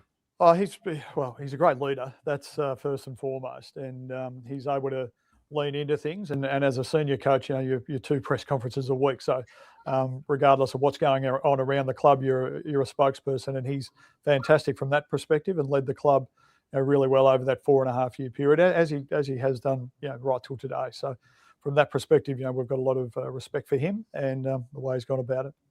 So Rob, where should accountability sit for the position that the footy club currently finds itself in? Oh, I think accountability rests with all of us involved with the football club. None of us want to be in the position we're currently in terms of our win-loss ratio. But again, in a similar fashion, we've got to be thinking about the future. We can't just be thinking about what's happened in the past, and we need to move past that. In terms of that, we started and initiated quite a bit of change through the course of the off-season last year.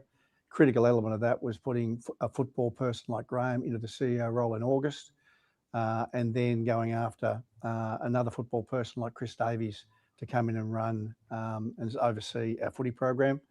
We're really comfortable with we've got the 2 of the best people in the industry now overseeing our club and overseeing our different football programs. And it's really important to have them in place so we can make decisions to improve across all areas we need to improve across. We're focused on development, we're focused on leadership and culture, we're focused on the right type of investment in data analytics and AI that's becoming so critical and moving so quickly. So accountability rests with everybody, but we're very focused on what we need to do moving forward to take this club back to being successful. You've been president for just over 12 months, and in that time you have a new CEO in Graham. Yep. Chris Davies is new GM of football, 6 new coaches, and starting a regeneration of the playing list. Why has there been the need for so much change? I think if you look at the club, and I've said this previously in my sort of first 12 months, football and football performance is the area where we've been falling short. So it's the area that the board is very focused on, and we want to hire the right people, the best people in the industry into that. We think we've got that with Graham. We think we've got that with CD, and then on bringing in people like Travis Spoke and others who have very strong reputations of delivering within football programs. So that's been the focus for us and will continue to be the focus. When you mentioned Graham and Chris, how confident are you in the leadership that the club and the board has brought in? Oh, very confident. I think we have now, 2 of the best football people in the industry overseeing our club as CEO and Graham and leading our football programs in Chris. And that's critical for us as a board. We want the very best football people leading our club.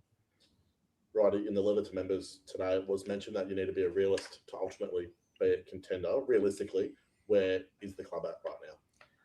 Well, I think we're bottom 4 right at the moment, and as we've all noted, that's not good enough.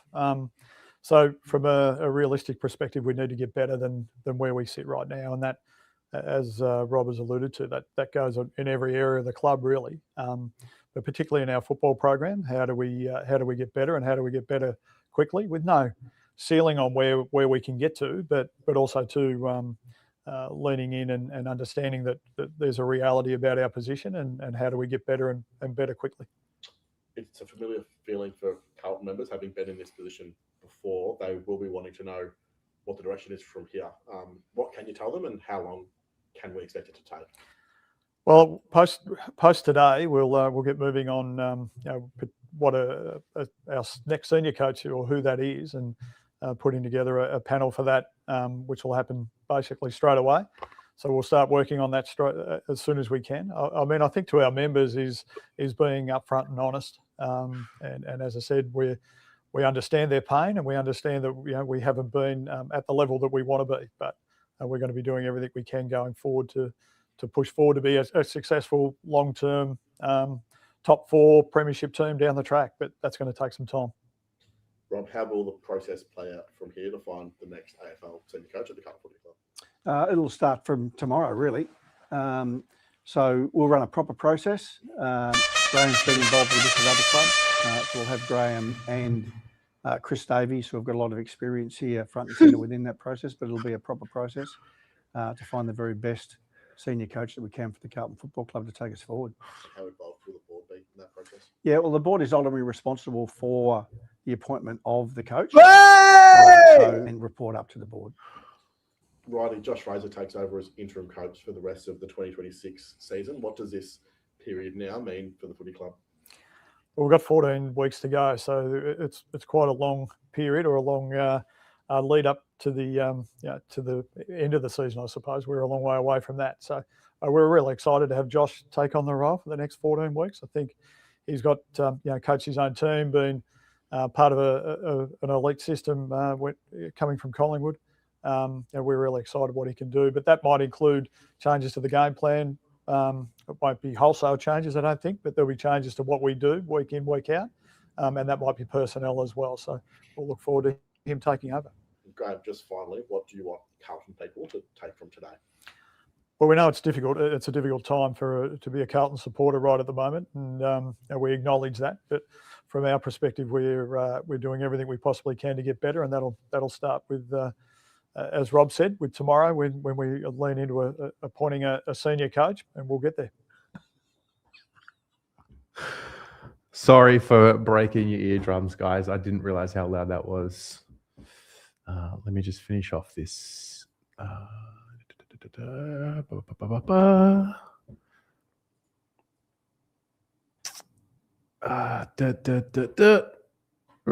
the process.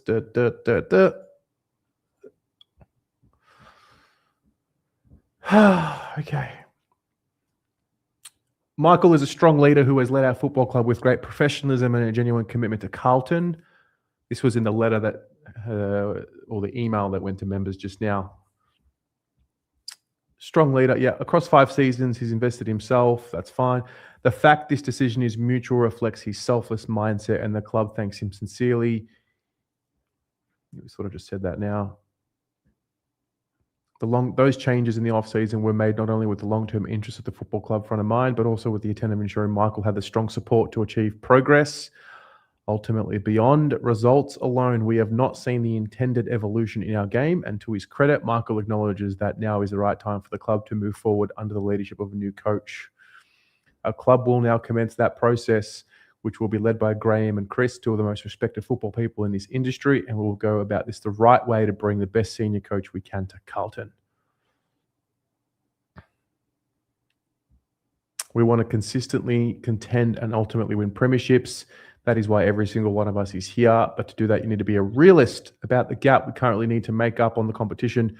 What you are seeing right now is a football club in genuine transition, and we are not going to shy away from that reality. Since last year, virtually every senior leadership position has changed. President, CEO, general manager of football, 6 new coaches, a playing list undergoing significant regeneration, and now the senior coach. No Carlton person is content with where we are at right now, and we must demand better of ourselves. We will not be taking shortcuts, and we will be moving with real intent and purpose, attacking the draft again this year, marking 3 consecutive years of accessing elite young talent before Tasmania enters the competition, allowing us to continue building the next wave of talent through our AFL playing group. Rest assured, we intend to maximise the remainder of the season to explore the possibilities within our playing list, and the desire to improve our on-field performance will absolutely remain. Our football department, led by Chris, remains intent on progressing forward. And with Josh Fraser taking the reins in the interim, along with our other experienced coaches, we look forward to seeing what this group can now produce with the clarity today's announcement has now provided. All right. So there you have it. That's come from inside the club, I guess, prior to the press conference. Is that the closest thing we've heard to them saying, hey, we're shit? I think that's like the closest thing we've had, and the closest thing that we will get to it. Anyway, if you're just tuning in, we are less than half an hour away from the press conference. I'll put the link in one last time. I've got a couple in the waiting room. Thank you for your patience. Carlton fans, obviously this is your place to share your thoughts. The link to call in is here. I've got 2 people in the waiting room now. I'll get you both in, and then, yeah, we'll go from there. But if you would like to call in, share your thoughts, raise a point, we'll go from there. The presser is on Fox Footy. The presser is also on the AFL website, so we'll have it there. All right, Mark, I saw you earlier, but you cut out. Hey, How bro. are you? I'm good. How are you? I'm good, mate. Slow news. I don't know what to make of this, man. Like this is literally deja vu. Like, you know, we expected it. We knew it was going to happen, but then just hearing them talk, it's like, when are you guys going to actually take some accountability for the decisions you are making? And it's not but laugh, but like, it's okay to make a mistake. It's okay to make 2 mistakes, but own up to it. Own up to it, you know, like, and look, I was in the camp last year, like, where I was glad we backed in a coach for a change. I'll put my hand up and admit that, because we're used to sacking coaches and then going through a 3 to 5 year rebuild, sacking a coach and repeat, right? So I think from my perspective, it's like, yes, it needed to happen. The timing was right. I probably didn't think it was going to happen today. I thought it was probably going to be in the lead up to the Essendon game. Having said that, what's done is done. Where do we move? Like, how do we move forward from this? Like, where do we go? What's the answer? Right? Well, yeah. Well, look, this is the hard part about being a supporter of a club. Yeah. Zero control in terms of many things. You know, they'll put together the brains trust that will go through the process and look at the right coach for your next. I mean, what does a new coach get? A 3-year deal? 5? I don't know. I don't really. I think Voss got a 3-year deal when we signed him, and then it was extended. Like, so I guess we'll wait until the end of the year, see what the boys can do on the field. Like, it's it's the like, boy who cried wolf, isn't it? Yeah, no, 100%. And like, look, I actually had this thought earlier, and I want your opinion on it. And like, look, it probably won't happen. Let's be honest. What if we go down a similar route to Melbourne a few years ago? Like, you know, they got Paul Roos. He chose his own successor. They won a premiership on the back of it. Like, look, yeah, all right, then they turn to shit. I'm at the point in my life where I don't care if we turn to shit. I just want to see one premiership, right? So if we get John Longmire, he chooses his own coach to come in to replace him. He builds that coach up. What's your thoughts on that? I just think they've made it pretty clear that we're going to the draft. Yeah. And this will be the 3rd year that we're going to the draft to get the elite young talent. I'm pretty sure we have 2 first-round picks in 2027 next year as well. 7, yeah. I think that's right. So this is a full-scale rebuild. Yeah, that's what I think. And here we go again, right? Here we go again. We thought we went through our full-scale rebuild. I just hope they don't cut the list back as much as they did under Bolton, because no matter which way you look at it, if we are going to go with that untried coach, or any coach for that matter, that is setting up the coach to fail, right? So I hope we actually do things properly. Yes, I do think some of the senior players will probably leave, i.e. Zach Williams, i.e. Adam Sard. Mitch McGovern, 50-50, even though he's been playing amazing this year. Like, you can't really fault his efforts. Having said that, I wouldn't trade Wiedering. With Cripper, I'd leave the decision up to him. He wants to finish his life in Perth. And if he does choose to leave, you can't fault him. You can't blame him. I don't think we will lose Wiedering. I would, though, really consider trading the likes of Sardi, Williams, Gov, and just sort of see what happens. Because the hard part about those 3 that you just mentioned is they're all out of contract, so there's no trade. There's no trade to be made with those 3 guys in particular. True, but like, look, man, like at the end of the day, it is what it is. I've said it all along. Coaches come and go. Players come and go. I don't really fall in love, if that's the right word, with any player anymore, because they're going to come and go. I fell in love with Charlie for years and years and years, and then he left. TDK, the same. Silvani, the same. So for me, players, coaches, they come and go, right? Yeah. We're here forever. And at the end of the day, beyond our lives, that emblem will always remain. That emblem behind you will always remain. So, mate, I love your perspective. Thank you so much for calling in. No, thanks, brother. And yeah, good luck for the rest of the day, man. You're gonna Thank you, need it. man. See you, See bro. ya. Jim, TLDR, Vossi underperformed and we wasted a very good list. We, the board, cannot any longer absorb the pain from the fan base. Become a broad member. Jim Agio. Very good. Eric, Hello. how Sorry, goes? let me listen. I got a bunch of tabs open now. There we go.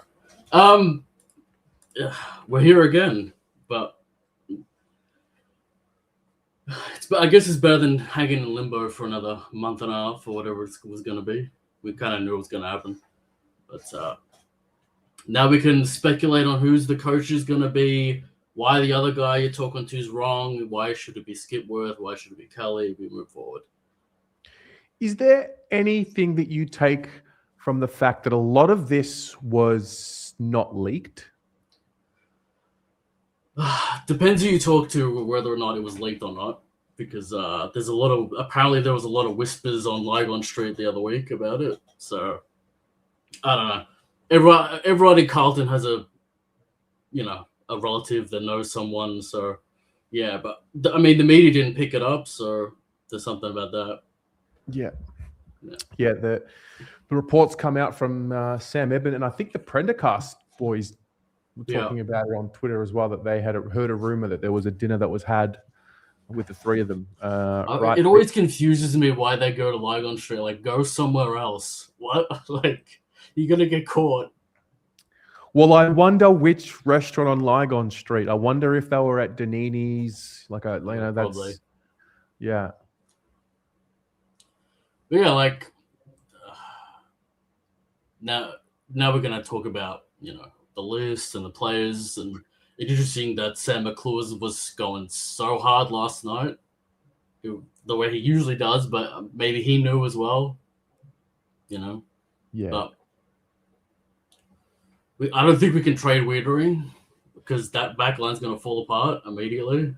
You can't have Harry Dean or Farrell controlling that back line as kids. It's just not going to work. No, you can't.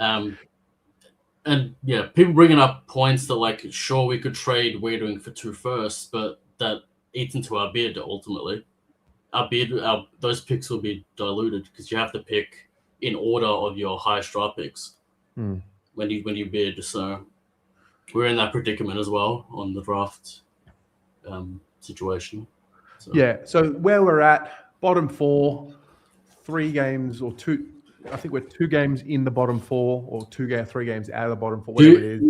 Yeah. We are going to have draft period, trade period, big fish. We've got money. That's all coming. We have the money, the salary cap space. We've got big fish coming. We've got the Great White Hope in the free agency pool. Walker, of course. True, we got Cody. Roll him in the VFL. Sell the number 1 Guernseys. Yep. Cody's club. Right to sell. Yeah. It's just so sad to watch a season end so quickly 2 years in a row. So last year, I mean, looking back now, it was over, I guess, at 0-4. There was a little bit of hope with the Geelong and St Kilda game, but like not long after that, it was done. This year, it's 9 rounds in, 8, however you look at it. But 2 years in a row, we can't even get to the mid-season bye without it, like, hope that the season's alive. Like, that's crazy. That's crazy. That's madness. Not even to the bye with the sense of, it's still like we're in the mix, like we're in the hunt. And if they turn it on this week and they're all Hollywood football, then we know for sure it's mental as well. That they just didn't like lost. Do you think they'll really win? Terry, I was there at the Brisbane game with Teague. When Cripps lit the place on fire, if you remember that game. They'll come out, they'll play much better football, and then everyone that was saying, this and that, it was obviously mental the whole time. Like, we're probably the best 1-8 team to ever exist at the moment. If that makes sense. Yeah, I get you. I get you. Because we're not getting blown out by like 100 points and, a bunch of kids. We're just not turning up for 20 minutes. And yeah. And I think it was 2021 when we lost to Collingwood before the finals. Was that year? Something like that. Mm-hmm. I was like, I don't know if this team mentally has it. Mm-hmm. And I don't know if you can change that, Terry. They're all 28, almost 30. Like, maybe Walsh, but I don't know what we're going to do. Yeah. When we say this group, we're really talking about Cripps, Mackay, 4 Littering. guys, yeah.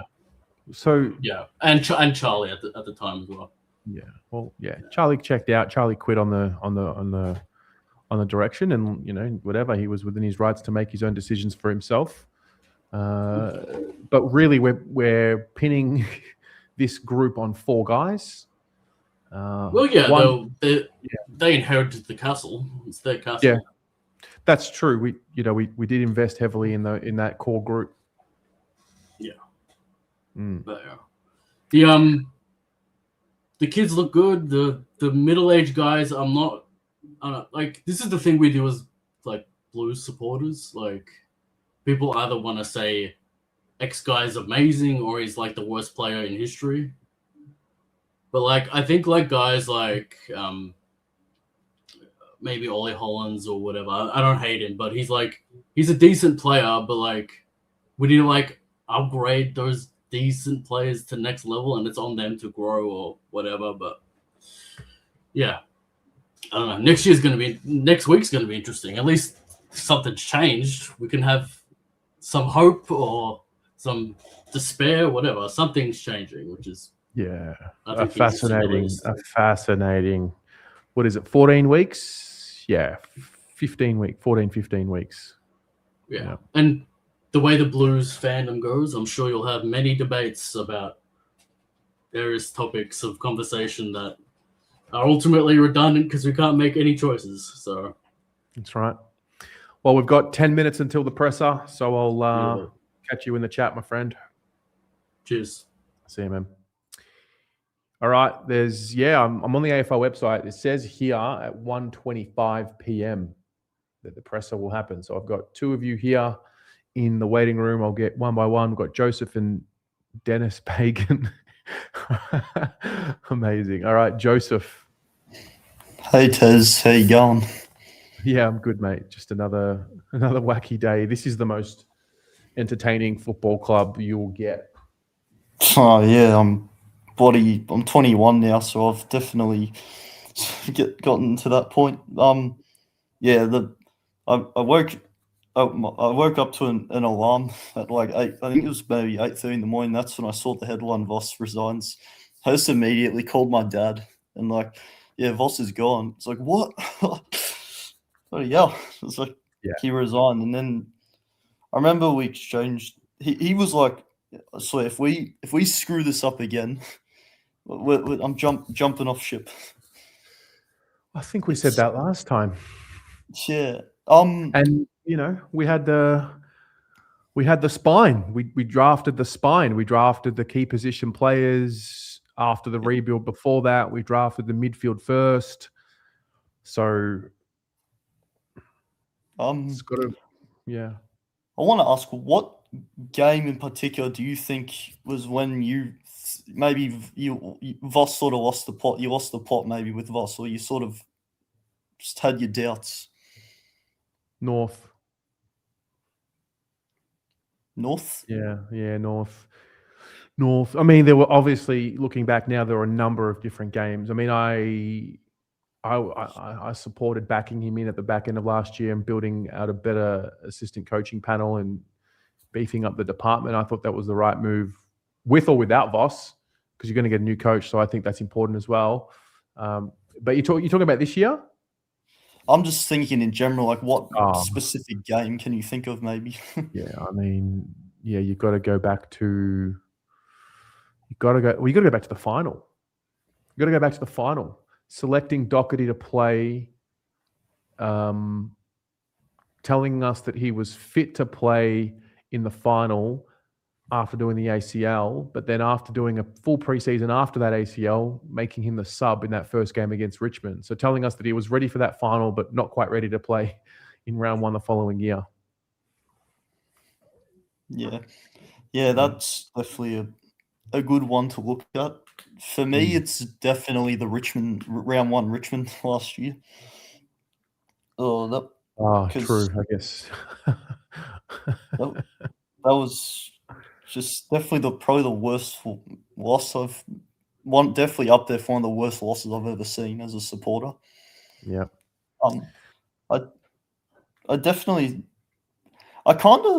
I wish that we kind of, with Voss though, they kind of did what Melbourne did with Simon Goodwin. But if not at the end of the season, maybe have waited till there's like 3 games to go or something, and then even if Voss was sort of forced to resign, I feel at least if he was sacked, that would have been the board saying this is on us more so. Yeah. Because whilst I guess Voss has some accountability too, there's also others who need to have that accountability. Yeah. No, I'm with you.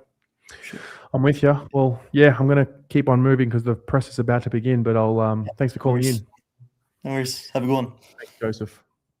One more, and then, yeah, it's about to start. If it starts, Dennis Pagan. How you going? Yeah, quick question before the presser. Do you think, because when a coach changes, there's a lot of change. And obviously Graham Wright, we know his list management history. At the start of this season, Mick Agresta got the flick. What do you think is going to happen to Nick Austin? Is he going to stay? Do you think he's going to be moved on as well?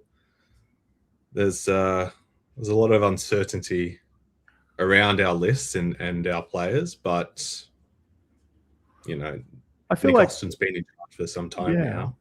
I think Graham Wright is essentially doing what Mick Agresta's role was while being the CEO. I think the buck stops with him when it comes to list management.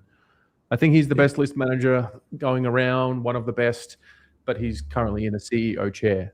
So we sort of saw it last year with the whole Charlie deal. It didn't go through until Graham Wright gave it the tick of approval and gave them the nod. So I think that's what's happening. Yeah. Yeah, no, it's just there's going to be a lot of questions, a lot of thoughts, a lot of opinions going to be floating around. Yeah, it'll be interesting to see. All right, what do you think? Let's jump on the press. Just before I get the press conference up, what do you like? Where's your head at when it comes to new coach, experienced coach?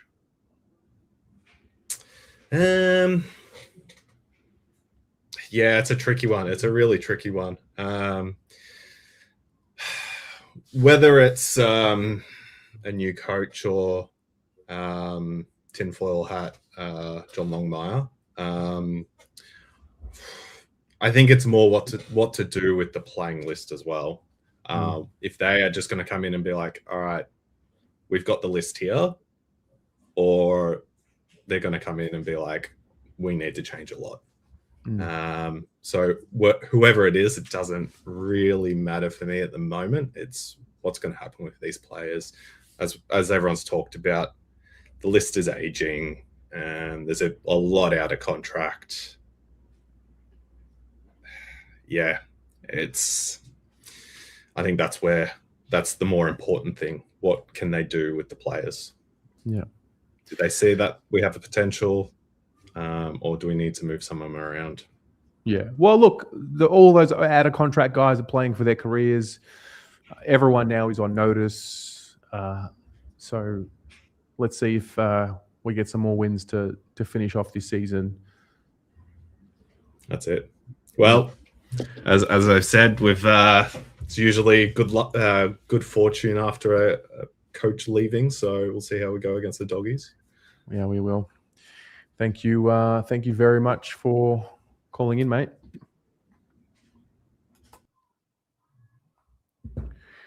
All right. 1 second. I will get the live stream up shortly. Here we go.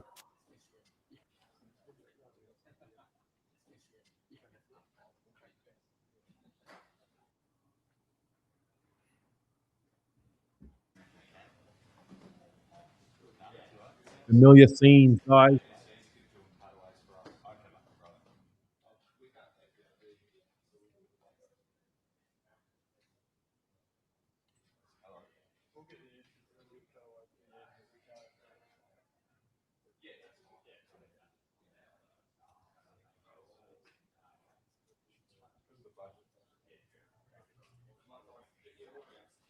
And we patiently wait. And we patiently wait.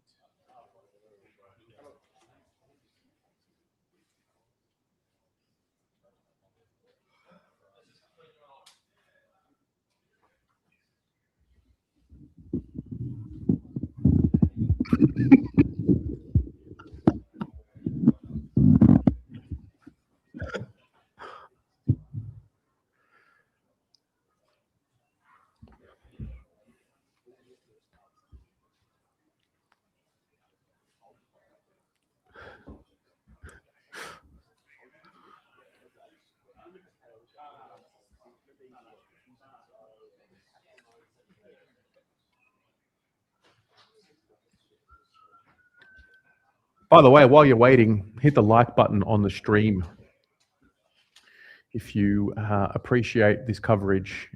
Thank you for being here. Sorry it took so long. I did go live at 11:30 a.m. thinking this was a midday. We did well, guys. We killed some time. So if you enjoyed the journey to this moment, yeah, consider subscribing to the channel.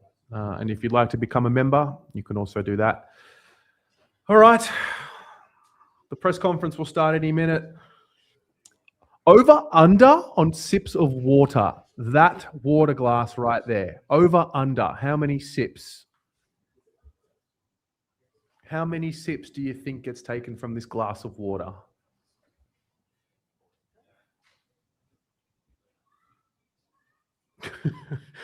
Two-hour journey to a presser. Under 3, 22 sips, 8 sips, under 2. No, I reckon there'll be a couple. I think the glass gets to like halfway. Imagine it just rolls in and just like necks the whole glass. I would get in there and I would neck the whole thing.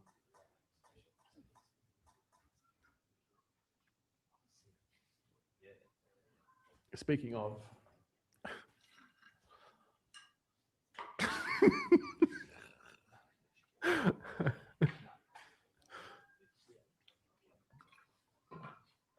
Wait.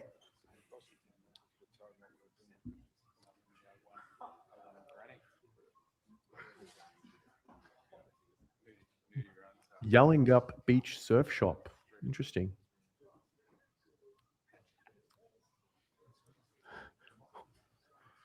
Bro's walking straight into me.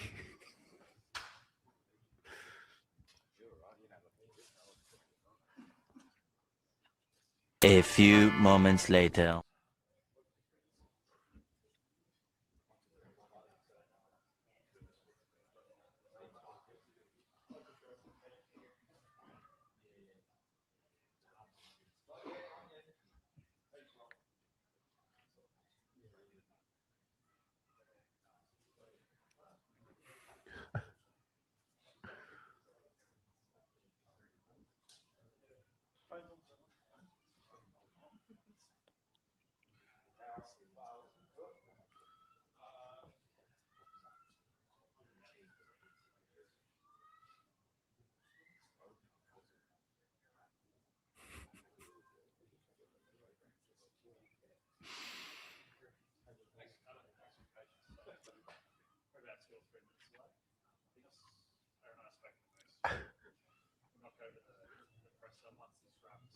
Oh, the mood lighting.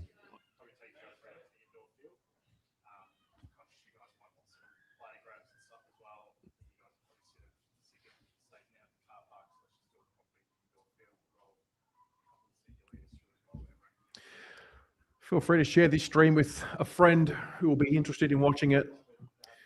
This is fascinating. We can just watch this together live.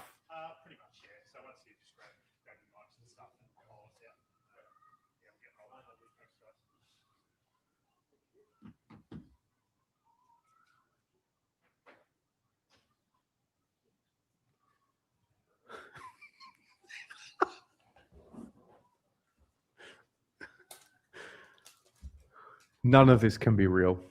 None of this can be real. None of it. This is all just one big gag. Can someone just come out and tell us? Surprise, guys. We're just playing with you.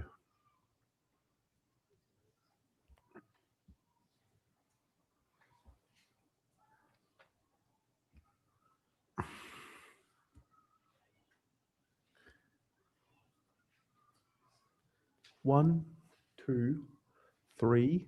So I see 3 phones. Can we get a guess on how many phones will be placed on this table?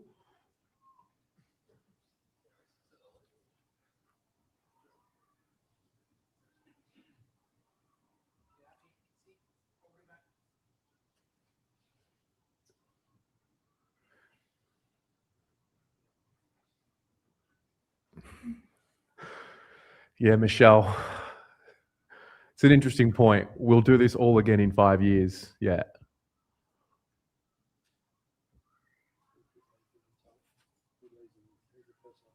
There's 3 chairs, but 3 glasses of water. I see, 3 chairs, 2 glasses of water. Well, I think the president, Rob Priestley and Graham Wright will share a glass of water.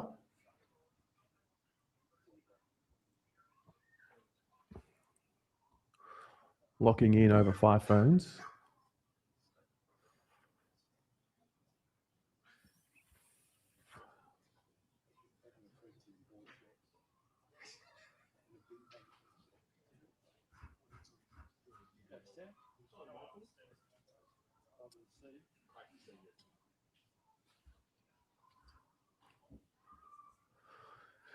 Yeah, we're really filling in the time, aren't we? Peak. Wow. Can't help but reflect. When I got back to Australia, it was the week after Bolton got sacked. I think the first video on this channel was after, Teague's first game. The famous Patrick Cripps 38 goal possession, 4 goal performance. And to think 8 years later, we're doing the second coach sacking since that moment. Wait!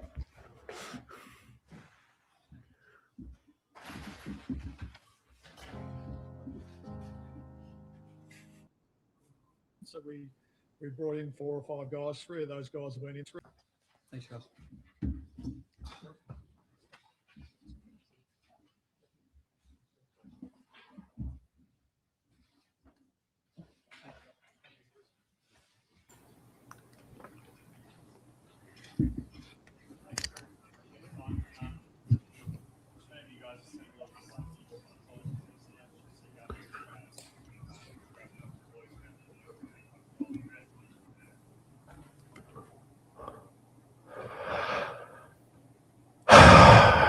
Okay. First reaction?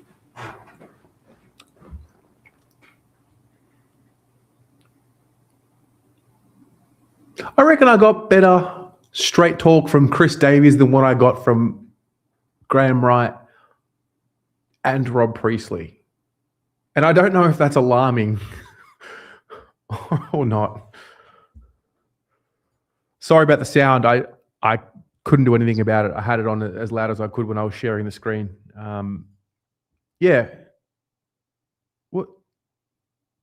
What did you think? Mark, so the board are focusing on football now. What the fuck have they been doing for the last 20 years? Yeah. Well, that was pointless. Wright's glass is half empty. We were right. It was half a glass of water. CD didn't take a sip. I did it. Yeah. Sorry, I do apologize about the sound. Yeah, there's not much I could do about the screen sharing.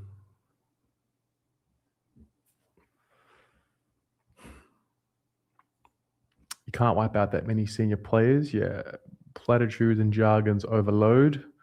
Yeah, I mean, there's not much they can add to what they added. There's not much they can add to what they just added there. I think there was something interesting there that Davey said around, trying new ideas in the style. They're going to try and play. They're going to add new ideas to the way that they're going to try and play. So that's going to be an interesting watch. Yeah, Joseph. I couldn't hear a word of the journalists' questions. I could hear them. I could hear them talking up there. Dione, you like that Cedar interrupted to make a strong point. Yeah, Pana, you're the same. Cedar was the one you got the most out of. Easily. Davies came on the fan cams. Very open training. Every open training speaks to fans, players, etc. He's top shelf. Yeah. It's good. It's just important to put the right people around him as well. Jonathan Tedelato, surprised GW and RP have lasted in corporate environments with those kind of performances. I sensed a bit of sweat from the president. No. Sorry, Aaron. My apologies, man. Put out one more call out for anybody that wants to call in before we finish this stream. I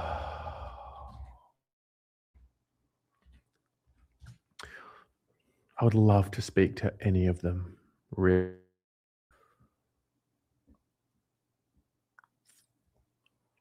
Why isn't one microphone passed on to the other? Yeah. Oh, hello, mate. You were spot on again about Voss coaching his last game. You were. You did say that before the game. Potato and Rye, yeah. As far as I know, there is an open training tomorrow, and there is an open training next week as well. I'll be there tomorrow. Would love to see as many of you there as well.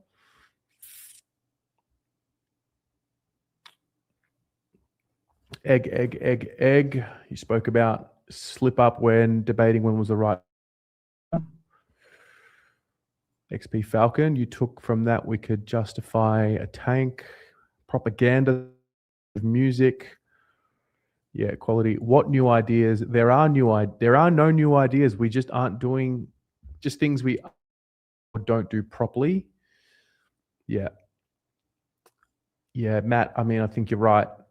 Bottom line, they've sacked a coach, and they're now going to go through the process of hiring the new coach, which means putting together a committee, taking applications, speaking to people out there. I guess what it also means is they can actively get out there and talk to whichever potential coaches are out there without the need or the fear of public backlash, backstabbing the coach. Yeah, things like that. They'll just get out there and be active and proactive, I should say. So, all right. What else? Who else have you got? He knows there's a spill coming. Yeah, I did find his comment interesting around the last 12 months as he's been there. He's been on the board for a while. He's been part of the leadership for a while now.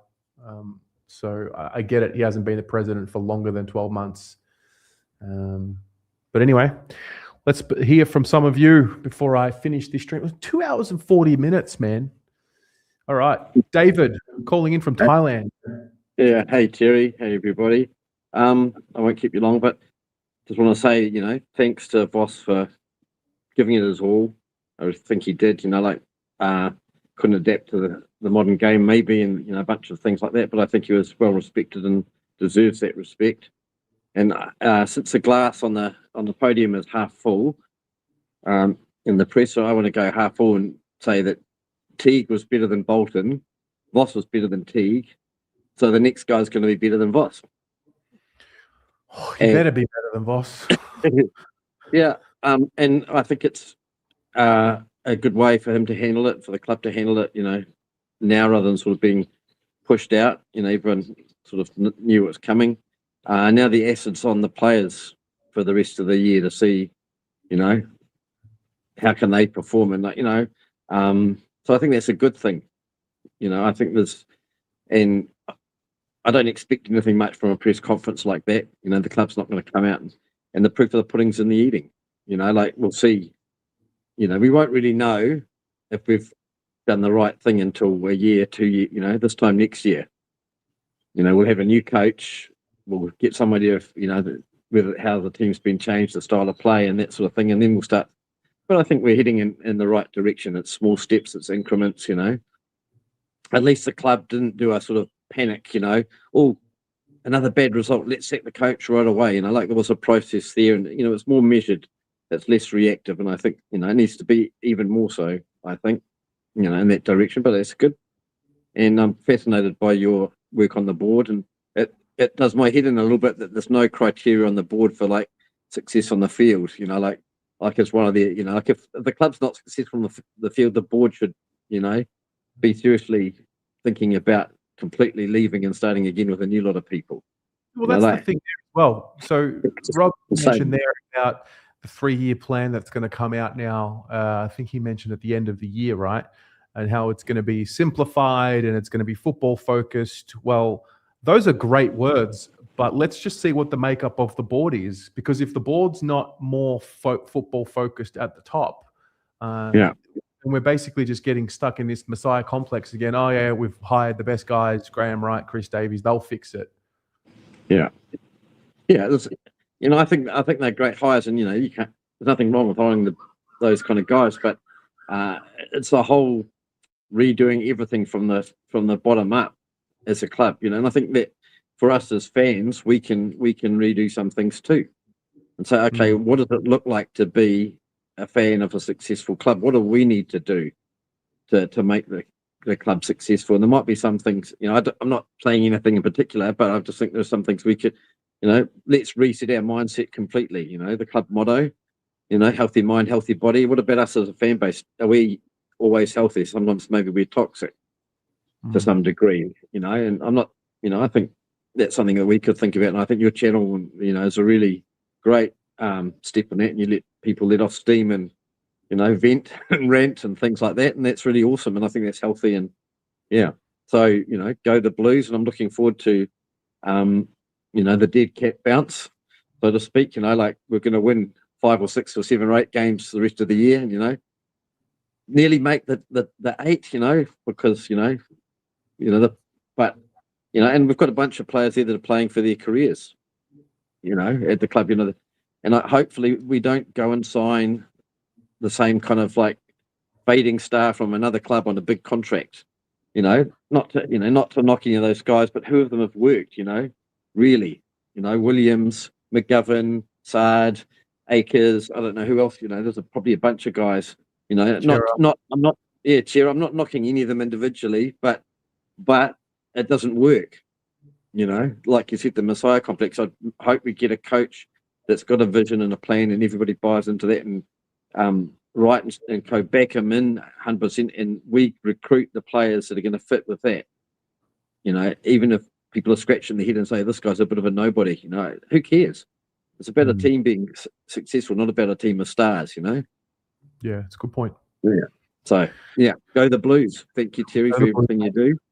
Yeah, and start putting some pressure on the board. I think in a way you're sort of doing that. Not necessarily intentionally, but it's people are starting to talk about these things now, and the board's going to hear it, and they're going to start thinking about it. Yeah, well, because I think bottom line at this point, I mean, I have no ties to anybody, right? I have a duty to the members of the channel and the people that subscribe to this channel. That's ultimately what my duty is. We have to be asking questions about the board, and we have to be asking questions about the top, because it's not even just about will they be able to get it right to hire the next coach. It's will they be able, we need to have faith that the leadership at the top set the tone of the culture for the club for the next decade. We just sat through a 10-year period just now where we were all so sure that we drafted the right list, recruited the right players, the spine, etc., and then added the ancillary pieces, and we just watched it ridiculously fail.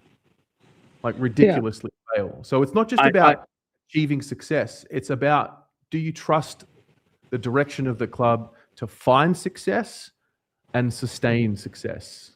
And it's about accountability too, I think. That's something we've wanted the players to have more of, and the coach and things like that. The board needs to have that too, because that's the whole club thing, right? Like I was just thinking about some of the players we've brought in, and I'm not knocking them, but I'm just thinking, if you're a player at the club and you see some guy turning in sort of average efforts, but he's on 600,000 a year, because he's been recruited as a big star, you know what I mean? Like what does that do to your psychology? What does that do to your motivation as a player? What does that do? And getting picked because the fans got to pick him because we're paying so much money for him. Even if he's out of form or whatever. And I think it's a mismatch of things, and I think we're going in right direction. Like I liked that we, as a club, that we tried to support Voss and give him some, better help around him and things like, rather than just going, he's not doing the job, get rid of him, get somebody else in. People can say we should have done it last year, but I think that it's the right direction to move as a club. We're far too reactive, far too, instant solution driven rather than fixing the culture and so I like that we actually gave Voss another year, and we, brought some more assistants, and we, moved around some pieces around there, tried some different things there, because I think that's, that's just the way clubs get long-term success. It's not just being reactionary and, let's get Buckley in, or let's get whoever in, as a saviour coach, knee-jerk reaction. So I like that. I think those are healthy signs, But so I think I'm happy, not in the sense of like we're going to win, but I think we're trending in a much better direction overall as a club, and it's going to just be slow steps, and it's going to take time, and we won't necessarily anything great next year, but but things. I just think we're going to a better place. We're maturing as a club and getting it, hopefully, so let's not let the club or the board backslide on that, accountability. They need to be accountable too. If we want our players to be accountable, we want the coach to be accountable, the board needs to be bloody well accountable too. Yeah, absolutely. Yeah. Well, all right, love you, Terry. Thanks, mate. Like you're here. You're not cutting it until Carlton gets a new coach. Is that right? Is that what the mantra is? Maybe a little something like that. We'll see. All right. Appreciate it. Go See you, Blues. mate. Go Blues. Aiden. How are we? Well, it wasn't quite round 5, but it also wasn't quite the bye. It was a bit of the in-between. Yeah. I didn't really watch a fair bit of content before, so I'm just coming in here blind. I did watch the press conference. I thought that was a pretty pointless press conference. They asked some pretty dumb questions. I thought the answers were kind of vague as well. I thought Chris Davies spoke well, but let's face it, this was always going to happen. This decision was inevitable. I'm just surprised that it happened this early, because a lot of people thought, including myself, that it was going to happen during the bye after Essendon. But it's happened, a few days before round 10. And they've effectively wasted another year. They've wasted everyone's time. Let's face it, I don't know what they saw in Voss to continue on with him for next year. They didn't really explain it a lot in that press conference. Because I don't know what metrics and what KPIs they looked at last year, but clearly it was never going to work. You can't change a system that you've been persistent with for 5 years in 6 months of an off-season. You just can't. We all thought that we changed that first half against Sydney, but unfortunately after that it's been the same pretty much. So again, I don't blame he's not at fault for everything. He's at fault for some stuff, but again, people need to start looking at these players now, because this is what their 4th coach in 10 years that they've gotten rid of. I think 4 coaches, I reckon. But again, the players need to get some accountability as well. The board are a major issue. I just hope that the next process that they go through is better than the last one, because that was a complete utter disaster. And again, I think Voss massively achieved with the list that he walked into, to be honest with you, because the list that he walked into, it was capable of winning a flag or two, because we had 5 of the best players in the league, and the fact that all he could achieve was a prelim, yeah, it's a massive underachievement. Now, whether a Kingsley or Clarkson would have won us a flag, we're never going to know. But again, at the same time, we're obviously never going to know what happened after quarter time against Gold Coast that turned our 2023 around, and also GWS that completely butchered our 2024. Yeah. So again, whether it was players, whether it was coaching, we're never going to know. But again, I don't think Voss is at fault for everything, but I think this decision was always going to come. In my opinion, it should have happened last year, because if you look at Melbourne, new coach, new players, new everything, and look where they are at now. It's probably a sure hit. They're probably going to not play finals, or they probably will. But again, I just hope that the next person that we bring in is just capable of making us win games of footy on a consistent basis. Yeah. And someone who's able to get this group to mature in the way in which they handle losing momentum, because no one's been able to do that. No one's been able to do that. No, I think it's a mentality thing with these players. Now, what would make it better? Is it getting rid of the Cripps, Wiedering, and Mackay? I've got no idea. But again, you just have to hope that someone that they bring in is. Because I think that this is probably the biggest coaching decisions that this club will probably have made in the last 20, 25 years, considering Tasmania's coming in. Because if we stuff it up, then we're probably done for another 10 years. So they have to get it right. And whoever they're going to put on this committee, they have to be pretty capable as well. I wouldn't personally put Diesel Williams on there like we did last time. I actually have no idea why he's still there for. That's a massive mystery. I think the next person that needs to go is him. I think the president won't last long as well, because I just think that he's not good enough in what he's currently doing at the moment. And again, the board have to go too. But again, whoever signed off in keeping Voss for this year, they have to go. I wouldn't get rid of Graham Wright. I think you need to still give him time. But was interesting that he said, sorry to cut you off, Graham Wright said that they're looking for more picks in this year's draft, which was an interesting pickup there. We've got 2 first-round picks. Obviously, things are going to be swallowed up and eaten with the Cody Walker bid. But I thought that was an interesting point, something that I'm sure that we'll reference end of year. Because if we're wanting more picks, if you think about it, we don't have a lot of players we trade value. I think the only one that's what I'm saying. Like it means we're trading contracted players. Yeah. Thing is, who you're trading, because again, I don't think. Because there's been a lot. Because I saw a little video on Footy Classified. Damien Barrett and Sam McClure. You can take it how you want, but they're saying that there's murmurs around Cripps and Wiedering, and apparently Cripps is talking to people and Wiedering is open to listening to offers. And again, if that happens, then if them two leave, then I don't know.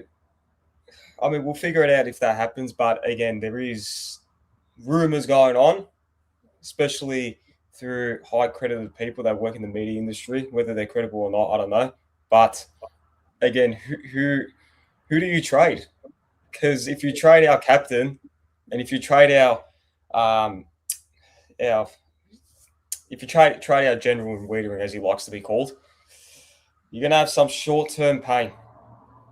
But yeah. But anyway, what do you think? What happens next over the next 8 weeks? Because as Wiedering loves to say, we need to find a purpose. So. What is that? What's our purpose? Because it would piss me off a lot if we just start. We need to win games, but if we start doing what we did with T, where we win 8 out of our next 10 games and we magically be a very good, skillful footy team, that will it would upset me a little bit, because it would say more about the players than it would about Voss. And I think we will find that out next few weeks, who was the issue, Voss or the players. So, yeah, I think that will be pretty interesting. But, again, I remember that Brisbane game in 2019 when Cripps turned into Superman. It will not surprise me come this weekend against the Doggies we pull off a result, and the week after that. So, All right. This Well, team we'll be here to cover it all, mate, and I'm sure we'll be hearing from you Thursday. Teams. That's going to be fascinating. Oh yeah, most likely. If not, you'll see me on the fan cams after Saturday.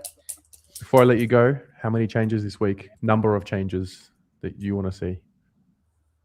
Probably make what? I think 3. I don't think Okay. you can make a lot. I Okay. think if I were to pick, I don't know if you can bring Cooper Lloyd in, to be honest with you, but I think probably bring in Jack Ison, give him a crack, see how he goes. So yeah, I think it's a pretty big selection on Thursday because everyone's fit. Like everyone's fit. Like I don't think people has given the new S&C enough credit, to be honest. Because when have we seen like this amount of players fit over a long period so far? I can't remember. But Yeah. anyway, Yeah. All right, man. I'll speak to you soon. done. So yeah. All right. Chris. Hey, mate. How you doing? I'm well. Thanks for calling in. Thanks for having me. Yeah, I feel like I definitely don't want a premiership coach or a established coach, and the reason is I spoke to a player that used to play under Nathan Buckley, and he told me Nathan Buckley only had yes men in his group, and he was quite sort of he was quite forceful with what he wanted, and that ended up being his downfall. And I feel like there are certain things that has happened in the last few years with Voss, which kind of, I can't say for sure that's what caused it, but I feel like maybe the culture wasn't as good as what we are made out to believe. And you know, the things like even today, was it today or yesterday? Yeah, today. Doherty said, "Oh, I'm allowed back at Carlton functions now." You know, so he's more or less saying that Voss has gone, "I'm allowed back in the club." So are we saying that he's not allowed?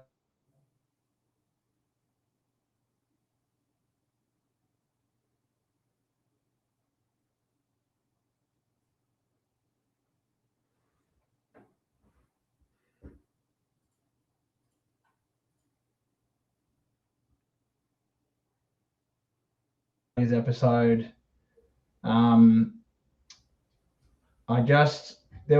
What I couldn't get my head around was our failings during the game, which were clearly tactical. We couldn't shift the magnets quick enough. The Dacos game, the fourth quarter was just ridiculous. How come he had all these staff to help him, and not one of them was able to make the right move game after game? I couldn't wrap my head around that. And the only way that I can imagine it happening is because the buck stopped at Voss, and he just wasn't willing to listen or implement those changes. Does that make sense? Yeah.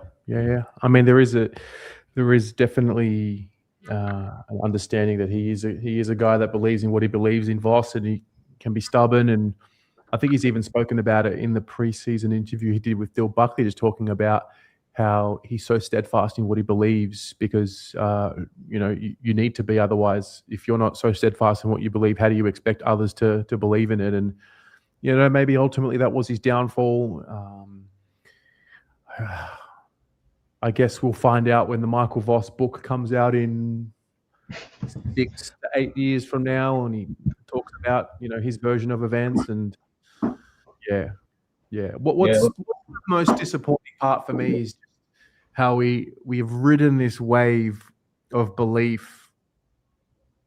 It started off with obviously youth and potential, and then I think for a lot of us it got real in the sense that we had randomly just stumbled across an experience of a lifetime for this generation in playing finals footy and making a prelim.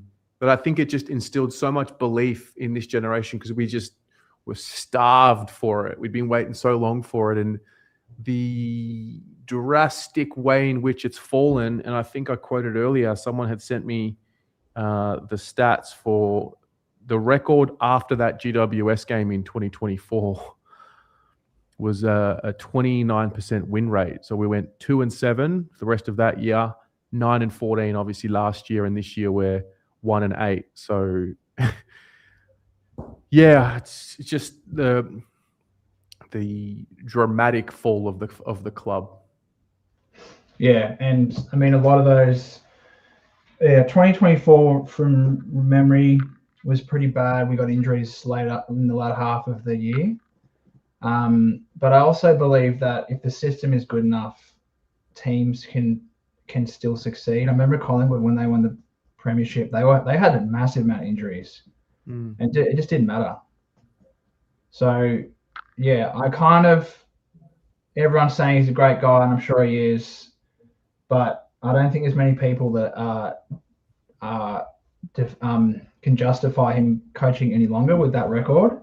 And I believe the answer is someone who has all the sort of he's on the cutting edge of what we need, like your Sam Mitchells and your McRae's.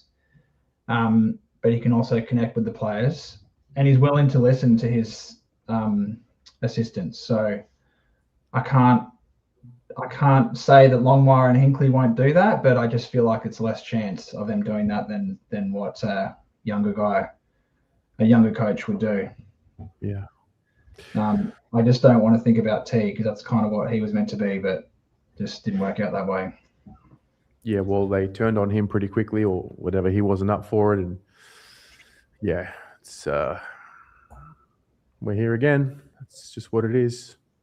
Yeah, and I also I'm not buying into our list being it doesn't take many games for us to turn things around, then all of a sudden our list is good again. Like, you watch those guys, Jordan Boyd, for example, in the VFL, apparently he's doing really well again. I just don't think it takes a whole lot to turn it around. How is Melbourne good again? Like, no one had them playing well this year, and they are. And no one is saying, no one's doom and gloom about their list. So yeah, I'm choosing to remain positive in terms of the list. I feel a lot of sadness for loss, but it's a win-loss business, so we move on. And I really hope that Graham Wright is the difference this time around. Me too. Man, thanks for calling in. Appreciate your insight. Thank you, mate. See ya. All right, one more. Danny boy. Hey, Terry. How are you, bro? Yeah. Good. We basically just did another fan cam session I know. midweek, Tuesday afternoon, man. 3 hours. I saw you, and when I didn't see the ready show, I was like, oh, what's Terry doing? And long and behold, here he is, fucking 3 hours in the stream. But far out, man. I was taken aback with that announcement. Not that it was not expected, but it was more so the timing of it. I think everybody kind of knew that writing was on the wall. I've been kind of speaking to you about it since last year. You know what I'm glad about, Terry, is that it didn't occur in like tumultuous circumstances where like a big loss to Collingwood or like a big loss to a big rival, and here we go, very reactionary and stuff. Because then the questions would have been, oh, okay, why have you done it now and not last year when you knew that the season was a disaster and you only started showing in games after our season was done? So I like that it's happened the way it's happened, in like a kind of like a mutual kind of breakup, if you want to call that. And you know what? I don't want to read into these press conference antics, Terry, so to say, that, oh, well, he said this or she said that or Rob Chrissy said this. You know, the fact of the matter is, whatever they're going to show, the verbal diarrhea that is going to be there, it's not going to matter. Yeah. All that the proof is in the pudding, bro. Like, we as fans obviously hang on to signs like preseason games. We won against Brisbane, Geelong. Here we go. All that is just preseason or press off. Like, until we show it on the field, that's what that matters. And I feel like whatever Graham Wright or Chris Davies would have said today wouldn't have mattered in the grand scheme of things. So I feel like what's happened was essential. I'm glad that it's happened sooner rather than later, because it kind of gives us time to, first of all, find the right coach. Give them the right pitch. Look at what our list looks like. 90 players out of contract that kind of tells the story, and how Graham Wright is speaking right now about the draft and everything, I think it kind of speaks for itself. He doesn't have to say it out loud for us to understand that. So it's a good thing. But at the same time, Terry, I feel like, you know how people are saying, it's going to be a rebuild or reset or whatever. I believe, like, as I said, proof is in the pudding. McRae came in. I'm not saying that we are going to fucking contend next year. All I'm saying is it can change very quickly with the right system. It can fucking change in the second half, Terry. Like, in the second half against Brisbane, bro. It's true. Like, Can change in a half. Exactly, bro. And I feel like probably a conspiracy theory or whatever, but I feel like Vossi told them halftime that I'm leaving. Maybe a conspiracy theory. No, you know what? In a weird way, I think I said it in my review. It did kind of feel like that. Like, listen, boys, I'm gonna be real. I'm done. We're down by 50, whatever we were down by. Like, come on, man. Like, this is it. This is our last half together. Like, just go out there and let's finish off the right way because it's all good. I'm done. Don't worry. It looked like now that it makes so much sense how they played, like, you know, at that time that they played like they actually wanted to play for Vossi. Funny enough that they were going to do this now when he was actually going to go off and not while he was there. But a lot of reset, like a system reset was needed. And I feel like what's happened is good, Terry. And as I said, don't read too much in the presser. The good thing is it didn't happen in the worst of circumstances. Everybody went about it the civil way. And here we go, man. And Josh Fraser, I saw a little clip that you posted, Dylan Friends, the little clip that he spoke about getting a head coach job. And I've seen that interview before on YouTube. So he has got an opportunity, man. Not that he's probably going to, it is in kind of an addition for the job, but he can show what he can do. The shackles are kind of off, and we'll see where the list goes, bro. It can change very quickly, Terry. Melbourne is this. We have an example this year. Collingwood as well. And if we get the right system, I can't believe that we have 23 shit players, man. That's all I'm going to say. It's true. It is true. Damn, man. Well, what are your thoughts? Just quickly, Terry, if you were to recap about everything that's happened since 7:30 this morning, what are your thoughts? My thoughts are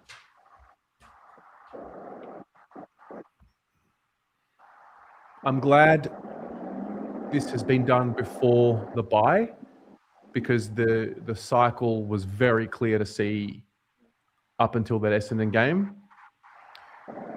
The decision was made, bottom line, they backed him in while also going to the draft. So kind of like they were half in, half out. And they just wanted to see if maybe a little bit more support around him would make any difference. I'd love to ask the question around what were some of the other things at play, soft cap, expenditure, things like that. Was the right coach not available for them at the time? They feel like they didn't have enough time to search for another coach. So they've backed him in while also committing to the future of the club. So that's a little bit half-half and confusing.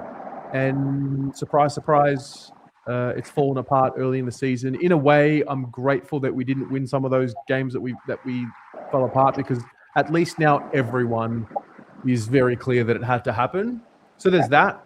But my fear going forward is I don't think we have the right leadership at the top of the club for the next 10 years. That's actually a very valid question, man. Terry, I can see here Cripps is live. Where is Cripps live? Tell me where.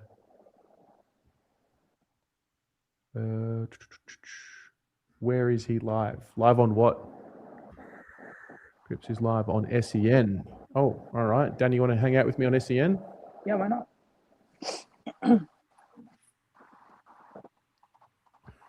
just hope he stays, man. We just can't afford to let him go. Whoever's fucking saying Cripps needs to go need to get their fucking head checked, man. Seriously. Can't afford to lose him. Or we don't, for the matter of fact. I don't really care at this point, like whatever. Terry, it's more about we can't cut too deep, man. That's all I'm saying. We have to learn of someone. One sec. Let me see if this works. Always talked about putting Carlton first, and I think that's what he sort of spoke about, and but he was just really honest with us, and like I said before, I've got such a good relationship with Vossi, and there'll be time in a couple of weeks where we sit down, have a feed and a beer together, and talk about the 4 years we had together. How do you, as captain, lead the club through this? It's important. Like they're sort of hollow days, to be fair. It's like everyone feels the emotion differently. So it's just about processing your own way, and then tomorrow we'll come in and it's important that as a group we understand that it's only round 9 going to round 10, so there's a lot of footy to play out this year, and we've got to keep moving forward. Footy and life keeps moving forward. So I'll be making sure the boys are in a good headspace. We've got training tomorrow. We train well and get right behind Fraser, who's going to coach us the rest of this season. So my attitude or commitment, from the start of the season to the rest of the season, not going to change. I try and lead and play a certain way and try and bring the boys together as much as I can. Seeing 4 coaches depart now, is there any part of you that feels a little bit let down by the club? No, I don't feel let down because a lot of the things you don't have any control over as a player. It's but I think you want to be competing, you want to be playing finals footy. That's everyone's sort of motivation as a player, especially as you get the back end of your career. That's what you want to be playing. So I still feel there's a fair bit of footy to play out this year. So I want to keep working hard with the boys and keep trying to lead this club. It's an honour to lead this club, and I'm going to keep trying to do it the best I can. Has anything changed about your future here? You've stuck fed every time you've had a chance. Mate, I'm contracted in the next year, so like I said before, I'm really committed in terms of this season. Like it's I'm not just going to wave the white flag and waste the year. Like there's a lot for me to play out this year, so the privilege to play AFL, any game of AFL, is a massive honour. There's so many people in the world that would love to play any game of footy, and that never gets lost to me, and especially for this footy club. So I'm going to lead it the same way I've been doing it, for the last sort of 6 to 8 years, and wear the jump with pride and keep going for it. Michael Voss at the. There you go. Last couple of sentences about being committed this year, and then I'm contracted until next year. That just worries me a tiny bit. What do you think about that? Yeah. It's too fresh, man. What do you reckon, Terry? Like, fuck. It's just that we don't. Go on, sorry. Go. I think we sacked the coach. We parted ways with the coach, and we're in caretaker mode for 14 weeks. And all we can really do is demand for change, push for better, push for the club to be better. And there's just there's a storm. I don't know what's more of a storm, what we've been watching or what we're about to watch. I'm not sure.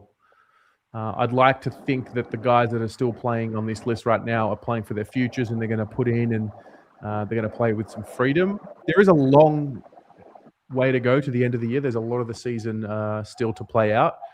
I think this is one of the earliest, if not the earliest, I've seen a coach part ways with the club. So, but yeah, like club got it wrong. I mean, I got it wrong. I thought it was. I liked that they backed him in back of last year. I thought it was going to give us the right results. But I'm hopeful for the best. But I think at the end of the day, when the key players who were part of the strategy 10 years ago leave, and I think there was writing on the wall a little bit there as well.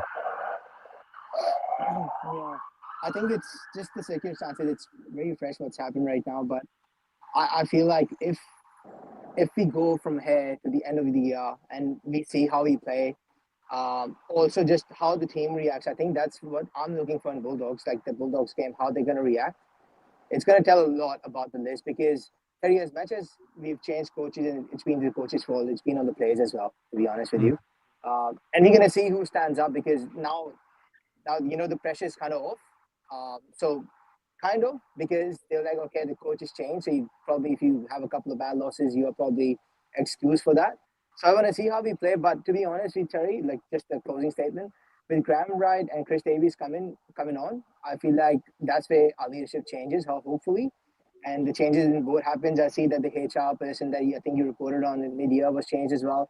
I hope that those little changes keep happening, and then we get to where we have to be, or where we aspire to be. That's all we can hope for, man.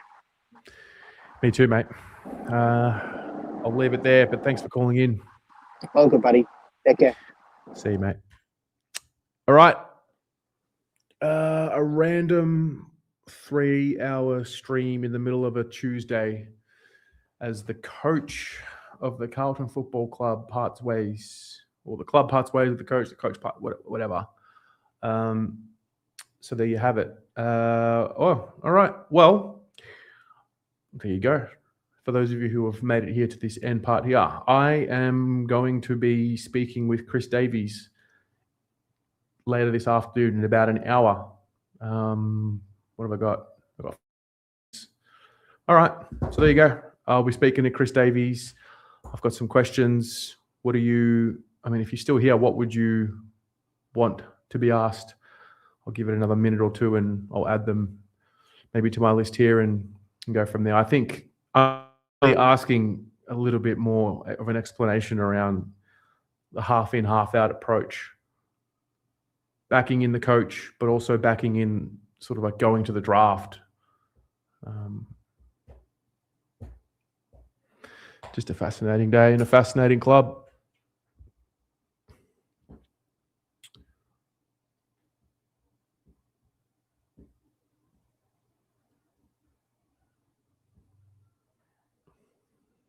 Yeah, it's a good point.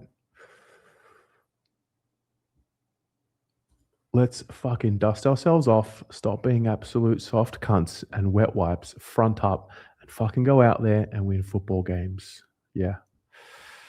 Now, ask if we're rebuilding or looking to compete. Do we really need to know? I mean, I think we know we're rebuilding, but sure, fair. Rebuild or transition. Ask him about the water glasses.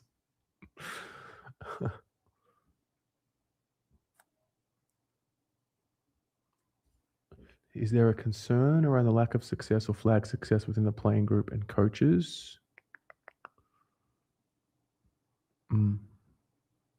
At what point did they make the decision? Tracks ask whether they need to consider changes to the administration and overall leadership of the club moving forward, given we've wasted another rebuild. Wow.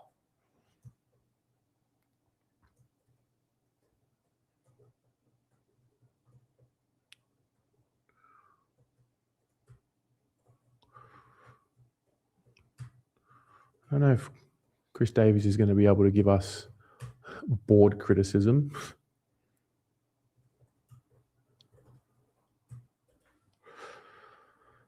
Yeah, what's the plan?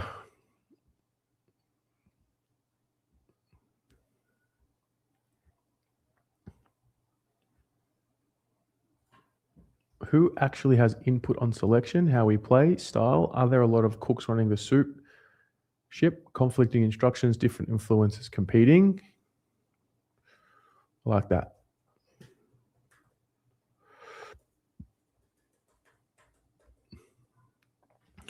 I actually like that a lot.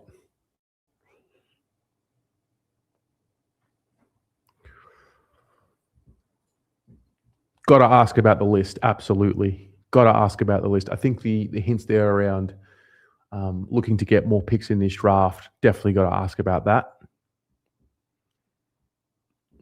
Yeah. What's a priority? I can only guess they're going to say, oh, we'll do the committee and go from there.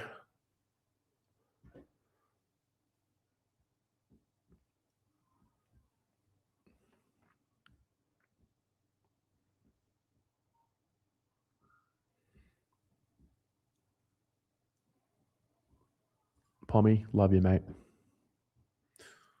Was Josh Brazier brought in for an audition last year? Yeah. Yeah. Well, how can the fan base draw confidence that the club as a whole can get it right? Yeah. I think that's a fair question. All right. That's it. Thanks for tuning in. I'll see you all a little later on. Hopefully the video is ready tonight and we'll go from there. Go Blues.